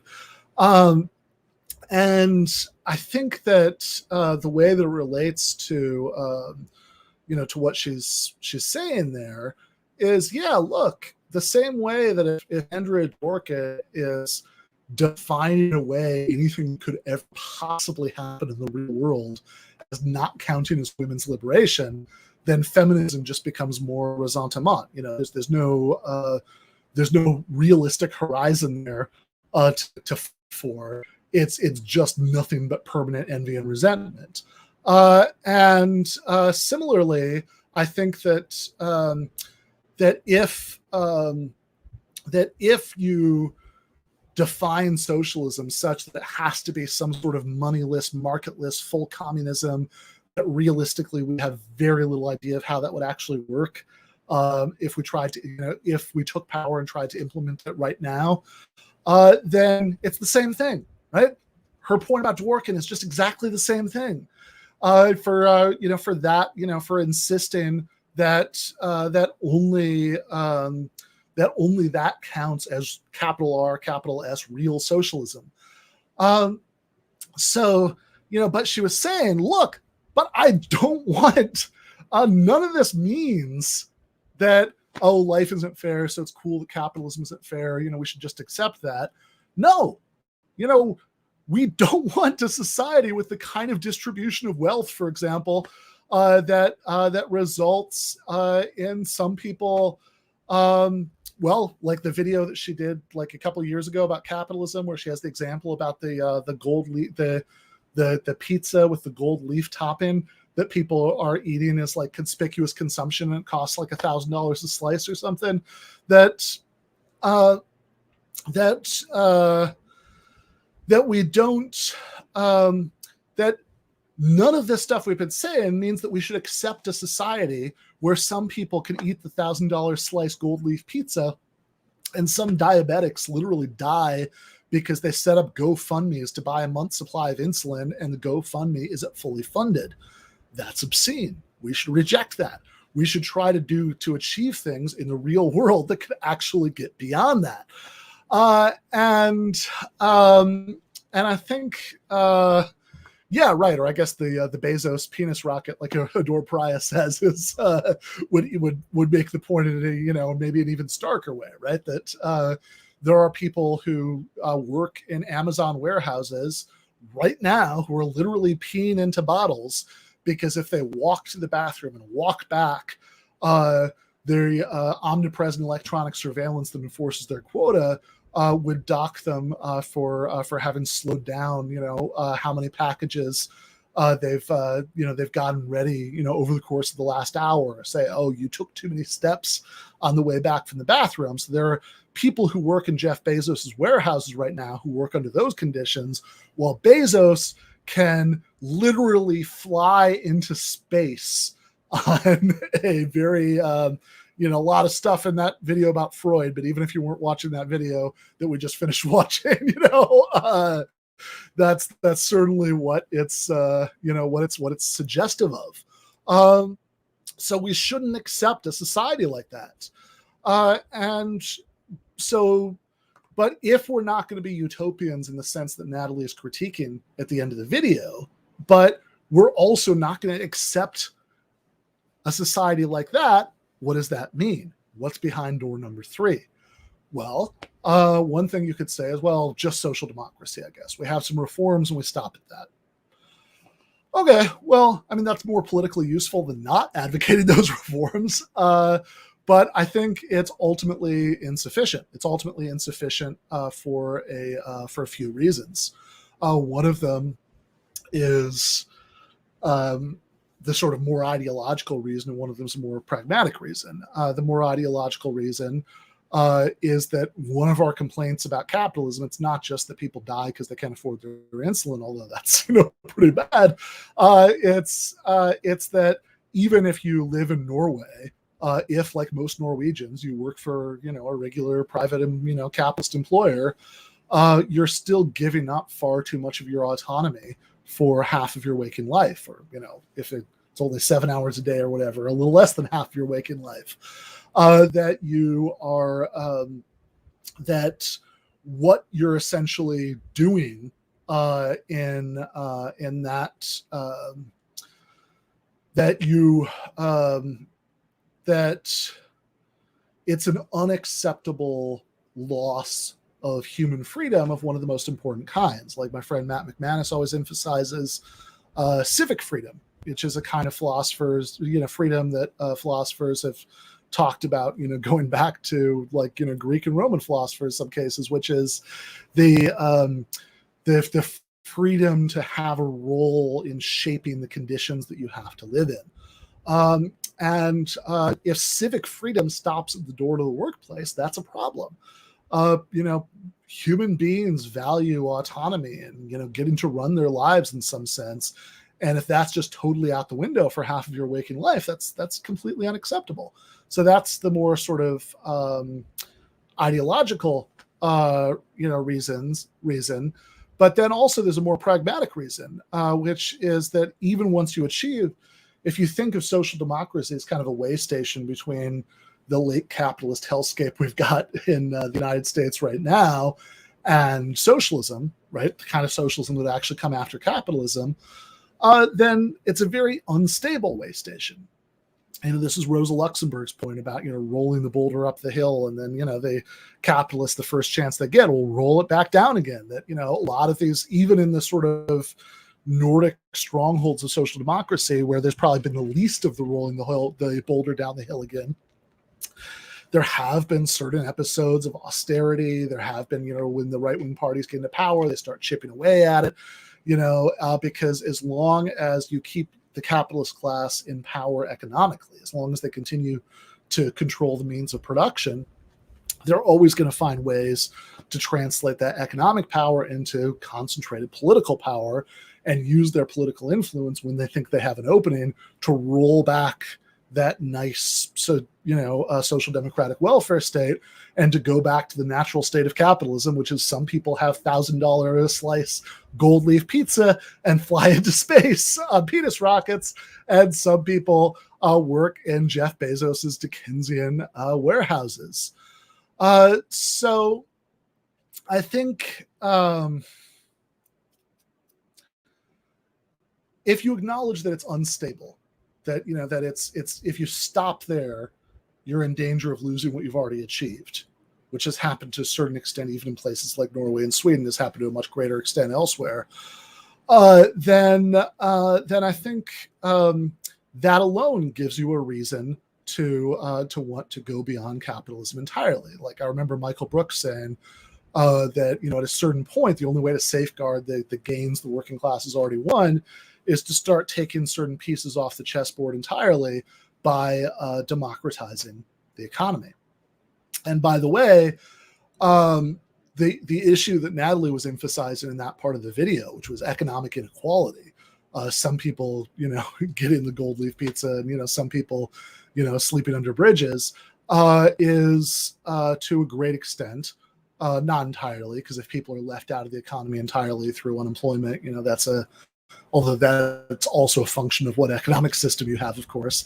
But it is to a very, very great extent economic inequality in distribution of resources is, and obviously the causation goes in both directions. Don't get me wrong, I'm not denying that.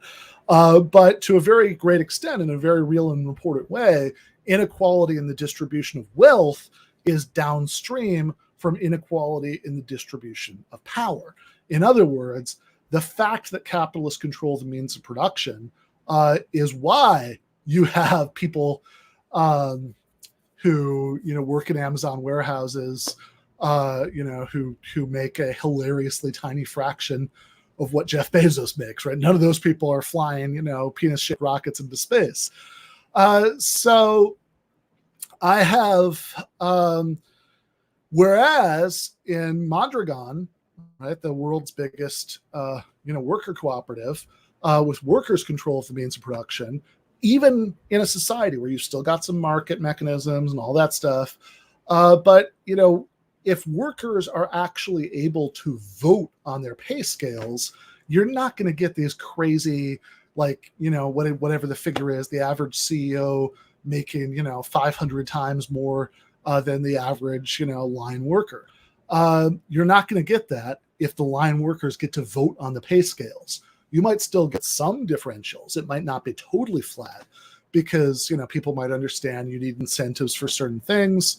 But even in Spain, the average Spanish CEO makes hundreds of times what the average Spanish worker does, whereas in Mondragon, I believe it's 11-to-1 is the absolute maximum allowable discrepancy between the highest paid democratically elected executive and the lowest paid worker owner in the firm.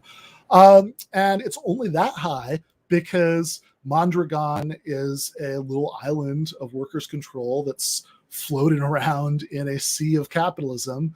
And this is why, as critics of this stuff often point out, Mondragon has even resorted, in many cases, to hiring disenfranchised, non-member workers, to sort of cut corners, because of course they're in a sea of capitalism. They have an overwhelming incentive to do that.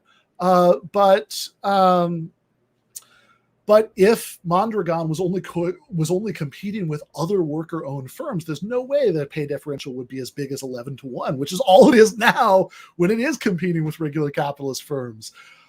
So you're not going to get some people being able to afford the $1,000 slice, gold leaf pizza, and some people worrying about how their full-time job is going to pay for both rent and groceries if you have workers' control means of production. So the pay scales are voted on democratically, and that's really important to me, right? I don't need some kind of half thought out utopia that it's incredibly hard to explain how it would actually work, and you're doing a lot of hand waving, which I do anyway. I talk with my hands. You're doing a lot of that kind of hand waving and explaining how it would actually work. I don't need some ridiculously, far from anything that we could imagine logistically how it would work right now, totally marketless, moneyless utopia in order to get excited about doing away with poverty and this kind of staggering level of economic inequality and workplace authoritarianism and all of those other things. Because like Natalie was saying at the end of the video, that is a miserable, awful way for a society to work, that it has all those things. If we can actually come up with a realistic way of doing away with them, we should absolutely go for it. But that kind of ressentiment-based utopianism is just an obstacle to getting that done. So that's what I got out of the video. That would be my read on the last part of the video as it specifically applies to the question of socialism. I've been going for a long time. It's been a little over an hour since we finished watching the original ContraPoints video. So if people have chat or super chat questions, I'll maybe answer a couple of them right now. Otherwise, we'll probably call it a day in a minute.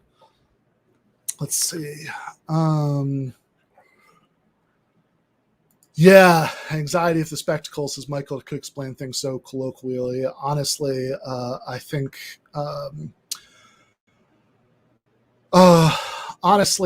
that he was by far, I know I'm biased, but I think he was by far the best political communicator that the sort of Jacobinish sort of contemporary socialist left had, which is what makes it,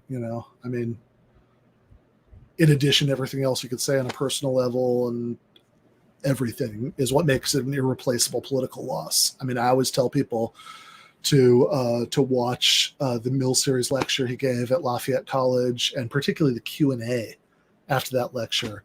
This was like just before the pandemic shut everything down. And the way that he's relating to the students, people who are watching this, I'm sure some of you have heard me say this before, but whatever, I'll say it one more time. That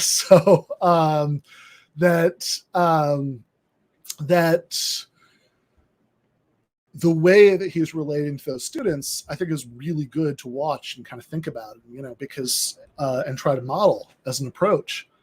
Because honestly, in that Q&A, some of those students are asking him some pretty annoying college Democrat kind of normie lib questions. And it would be very easy for somebody with Michael's politics and Michael's kind of somebody as funny and rhetorically gifted as Michael to just kind of dunk on them. And, then like whatever, people would enjoy it later on YouTube. But he doesn't do that. Instead, you can see him working very hard to meet the students where they're at, to kind of connect to the way they see the world and say something that's going to be meaningful to them in terms of their worldview. And I think, honestly, it's kind of a masterclass in that. Yes, said all through the this disarming Brooklyn accent. Not where, for the most part, he grew up, but yeah, I know what you mean. Of course, also the track suits. It's. I remember this meme where somebody had a picture of Michael and Jamie Peck, sitting next to each other in the Majority Report, and Jamie looks the way she does, and and Michael has his tracksuit on that day, and says, "Oh, I love it when my when Wednesday Addams and my Ukrainian cousin who works at the meat market get together to talk politics."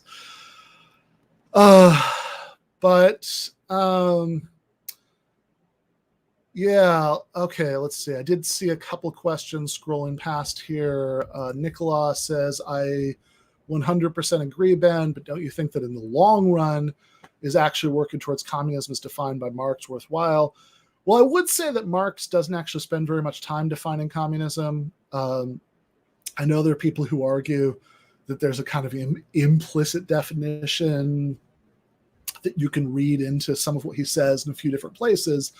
But really, I think the most sustained amount of time he spends talking about how communism, as he understands it, would actually work is like a few paragraphs in the first chapter of Critique of the Gotha Program.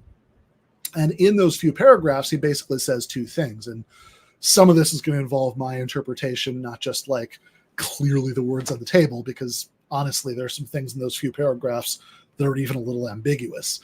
But basically he says, well, there's going to be an initial stage of communism. What's going to be like when we first achieve it? And yeah, I know he says, don't think of communism as a state of affairs. Think of it as a thing coming into being, blah, blah, blah. Lots of Hegel speak. I know all that, but just like to speak in a simpler and easier to understand way. He says communism, as it initially came into exist right after capitalism, he thinks you would still have it be the case that your consumption was tied to what you put in labor, right? That like what your work contributions are would still be reflected in what like kind of level of consumption you were allowed. But he still thinks that we wouldn't have commodities, right? That this would still be moneyless and marketless. So how does that work? Well, he says you'd have these non-transferable certificates that would, based on the duration or intensity of your labor, entitle you to a certain level of consumption, entitle you to certain goods from the common store. And then he thinks as technology continued to progress, and the way I'm interpreting what he's saying here, I'm putting it together with some of the stuff that he says in the fragment on machines and the Grundrisse, as technology continues to progress, so more and more of the work that was done by humans is now done by machines. And also as their cultural changes, that people have less of a dog-eat-dog competitive mindset they had under capitalism. Eventually, you're going to get to a higher stage of communism where it's not even necessary to ration things out in that way with these like non-transferable labor certificates, because at that point you'll have more or less what the kids today call fully automated luxury communism. I guess the chief kid today being Aaron Bastani. And at that point, that's where they from each according to their abilities to each according to their needs kick in, which when right-wingers are caricaturing that slogan, they always portray it as meaning that like there's going to be some all-powerful committee determining what your abilities are, what your needs are, and rationing things out. But that, as I understand it, that's almost the opposite of what Marx means. What he really means is that because so much work that had been done by humans was just automated away now, and because all this technological change meant that there was just this super abundance of goods, there's more than enough to go around, then whatever work still needs to be done by humans, like I was saying earlier, can just kind of be done by everybody pursuing their own passion projects. Some people would just try to get really, really, really good at Call of Duty. Some people would write like 20-volume histories of the Roman Empire, and some people would be computer engineers just because it's like what was most fulfilling for them without having to be tied to their consumption. And then, so what little work still needs to be done by humans would get done that way. And then meanwhile, there'd be so much to go around. Everybody could just kind of take what they needed without having to really worry about who was first in line because of their contributions or anything like that. So, do I think we should be working towards either his lower phase of communism or his higher phase of communism as a long-term goal, right? If we have to start with market socialism, should we be working towards one of those? My answer, this might be a little unsatisfying, is sort of. It depends what you mean. So I think that I'm pretty skeptical about this labor certificates idea. He doesn't spend very much time explaining how that would work. And at least maybe I'm just not imaginative enough, but when I try to think about that, I'm not too sold on that being a workable idea. I don't think Marx really grappled with calculation problems yet, which is not a diss on Marx. It's just that he lived too early, before that debate happened. He wasn't exposed to those critiques. He didn't live through the Soviet experience and all the positive and negative lessons that we can learn from that. So I'm not. The labor certificate thing always seemed a little half-baked to me. I don't know that I'm sold on that. Maybe the better worked out version is like Paracon, something like that, in terms of the way that consumption requests work and stuff, and how Michael Albert or Robin Hanheld describe it. Is it actually the case? Like, is there a version of that I think people would actually really want and would work well and wouldn't involve a lot of like really cumbersome and time-consuming processes to argue about consumption requests and stuff? Maybe. let's bracket that and put that to one side. How about the higher stage of communism, that fully automated luxury communism? Yeah, I do kind of think that we should see that as the as like the ideal horizon that socialism could evolve towards. But that's consistent with being a little agnostic about whether we'll ever actually make it all the way to that horizon. Because I think that is just an open empirical question. I just don't think that we have enough evidence right now to be fully confident that we'll ever make it all the way there. Maybe we will, maybe we won't. But even if we won't, getting 95% of the way there would be amazing, right? Like, in other words, even if we can completely detach consumption from work contributions, and there will always be some goods that are scarce in some ways. We have to figure out mechanisms to figure out who's first in line for them. Even if that's the case, if we could get down to the point where we have workers control of the means of production, so there's technological gains, and we can all just vote ourselves shorter hours for the same level of consumption, and get down to the point where we're all working for like 90 a day, and the rest of the time off to pursue whatever projects interest us. Man, that sounds like an amazing society to me. So I remember actually when I was on TMBS in the studio with Bhaskar, the first time I really had a extended discussion with Bhaskar, we were talking about this, and Michael had a good line. I basically made the same point I'm making now. He was like, yeah, I mean, if you train for the Olympics, even if you don't make it to the Olympics, you're at least going to get pretty fit, so, shoot for the moon. And if you don't get all the way there, you don't get all the way there. But I mean, it's progress along that axis is definitely going to be progress. So that would be the extremely long version of my answer. The extremely short version would be sort of depends what you mean. Hope that counts as a good answer. Let's see. I'm going to try to find, there's a couple other questions I wanted to get to before we ended the stream. Let's see. Tough but fair. All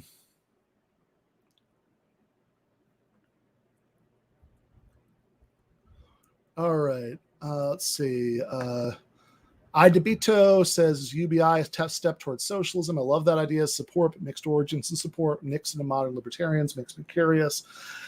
I don't know about a step towards socialism. I think that maybe in a good socialist society, there might be good reasons for UBI to be part of that mix, right? So nobody is really forced into labor, even cooperative, worker-owned, democratically controlled labor, by just absolute desperation.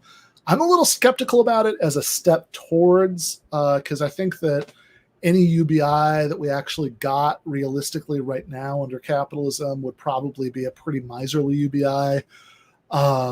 And honestly, that feels more like a sort of Roman bread ration kind of thing than a real step towards a more democratized society. But maybe I'm too cynical about that. None of that's to say that if it was if it was like a ballot measure, do we have a UBI, yes or no, that I wouldn't vote yes, because of course I would, so would you. But I'm a little skeptical of it as a stepping stone towards a better society. Let's see. All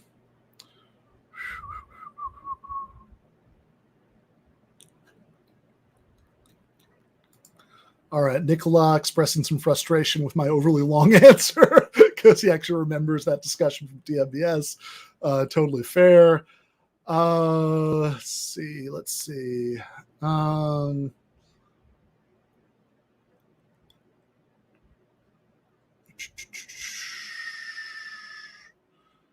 right, there's some stuff about labor vouchers in here, how they might work, from each to each.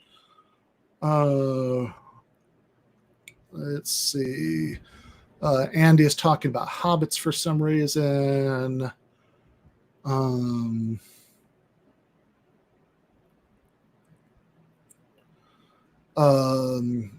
NHS and Canada's healthcare system, absolutely important things that we should try to.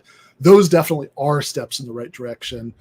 And actually, I guess maybe this is one way of explaining the point about UBI, right? That I think UBI, it's like, look, should the government give everybody money? Yeah, that sounds good to me. But is that really going to be a step in the right direction? Maybe, maybe not, right? I think it depends what kind of UBI and how it's implemented.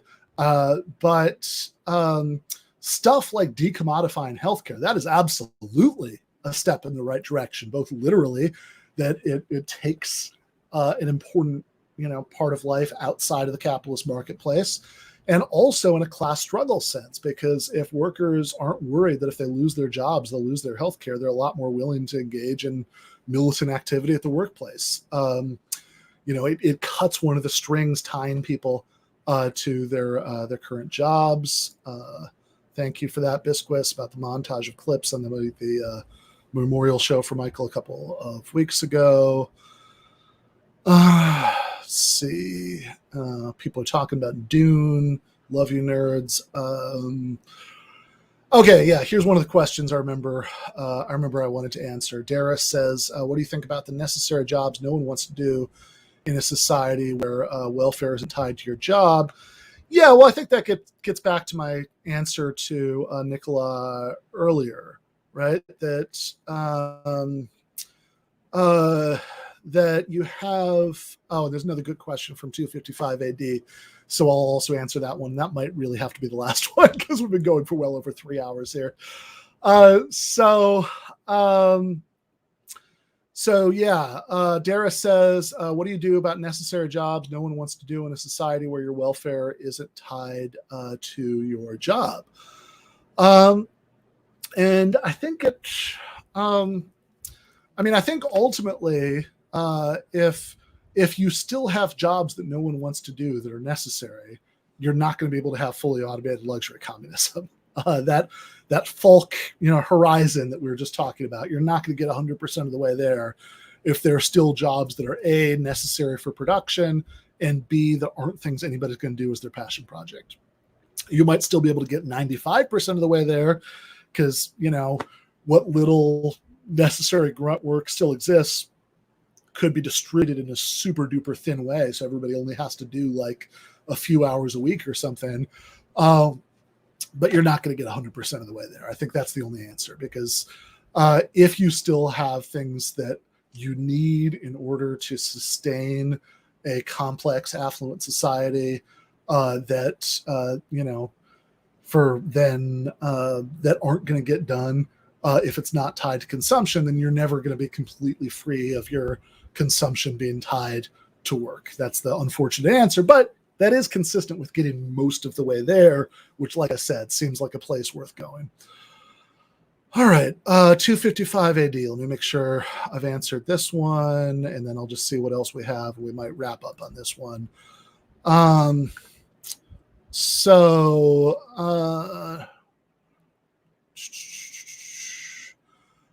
255 AD says, even in a society like the one you want to create, couldn't right-wingers get elected and re-legalize non-democratic firms? Yeah, they could.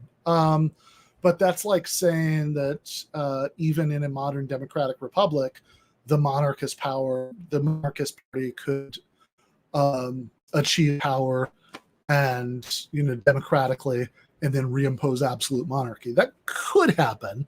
I'm not too worried about it happening, but sure, theoretically it could happen.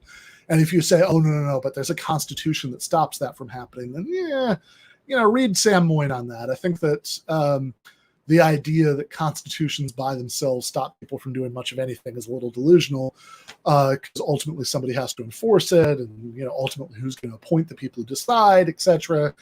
So it's like there is no, that doesn't mean constitutions aren't necessarily good things to have, but it does mean that their causal powers are limited.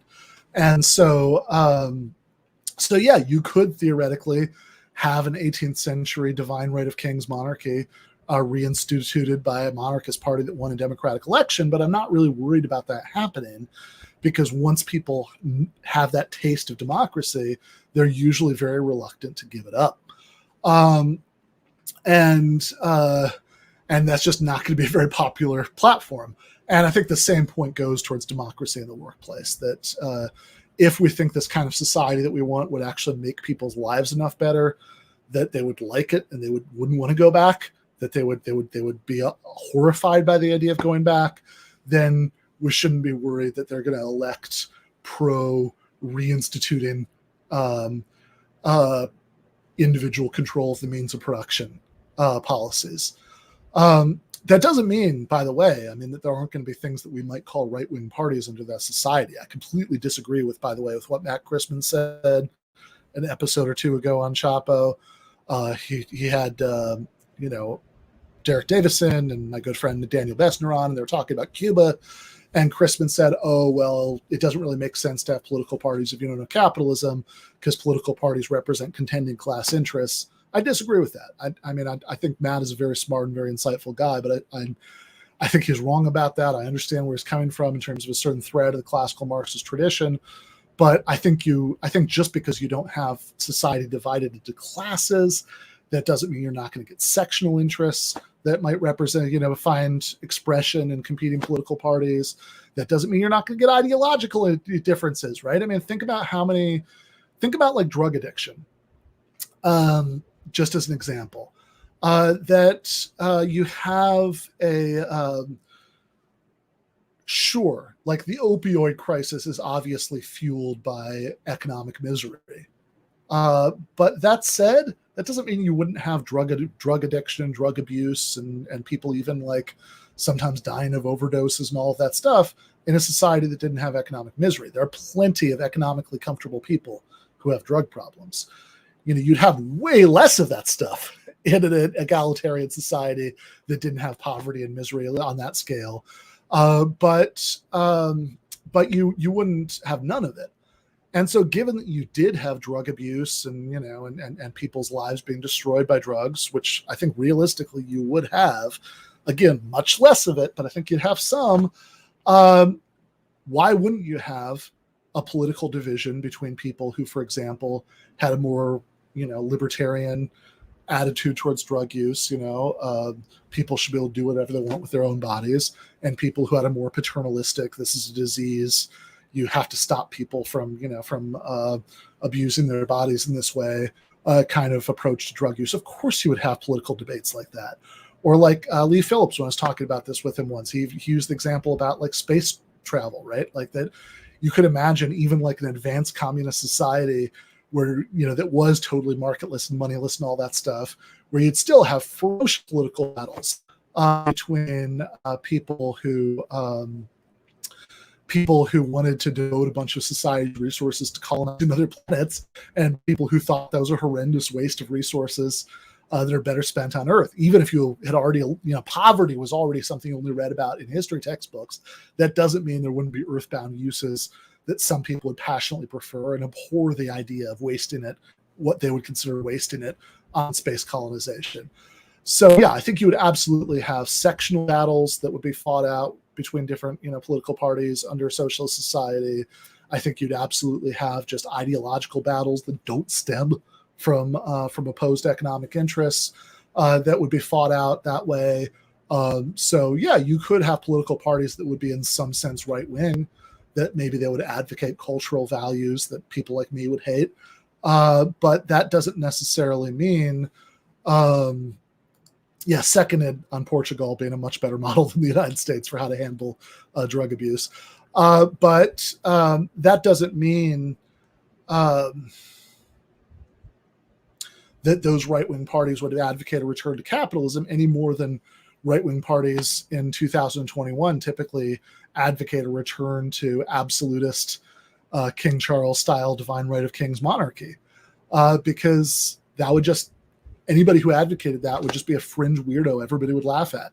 If socialism was enough better than capitalism, nobody would advocate a return to capitalism without being a fringe weirdo everybody was going to laugh at that same level. All right. Yeah, exactly. Nicola says, word, the notion that even higher communism means no social issues is just insane to me. Like, people need to study more than just political theory at WTF. I think that's very well said. In any case, since we've been going for almost 3 hours and 20 minutes, Granted, the first hour and 48 minutes of that was Natalie's video, but we covered everything I wanted to cover and then some in the commentary on it afterwards. I like that thing, by the way. Eric says a Copernican shift in politics is what the left should work for. Karl Marx, actually, there was like a questionnaire. You can find this on Marxist.com or org, whichever that one is, the Marxist Internet Archive. There's a questionnaire that he filled out that's like a preserved record where some of his answers are like kind of funny or jokingly obnoxious, but the answer about who his heroes were, he said Spartacus and Copernicus, which, you can kind of put that together for see what his point is there. But yeah, I mean, I think in a certain sense that is what we should look for. I just think that, again, Natalie's critique of utopianism in the video is absolutely right, and I think fits with a more grounded and just more politically useful radical critique of capitalism, which is what I've been trying to argue for the last hour and a half. If I haven't convinced you, I'm probably not gonna at this point. So in any case, I should say there is not going to be a Sunday night debate breakdown tomorrow night. We're going to take a break from that. We are going to have a Sunday night debate breakdown a week from Sunday. Kale's going to be on. Not sure, maybe some other guest to break down a Vivek Chibber debate with a libertarian about socialism. So it should be really good. Meanwhile, not tomorrow, day after tomorrow, on Monday on the regular show, it's Lillian Sikachera is going to be on to talk about an analytic philosophy kind of paper that she wrote about class. So we'll probably call the episode like "Philosophers Talk About Class Struggle." Should be a good episode. The week after that, Derek Davison and Daniel Bestner are going to be on to talk about foreign policy and to talk up their new podcast, American Prestige. So lots of stuff going on now. But meanwhile, I really am going to call it here. It's almost 6. This is way longer than I was planning to go. So thanks everybody who stuck it out until the end here. Many thanks to Natalie Wynn for making that excellent video and for giving me a small role in it. Left is best.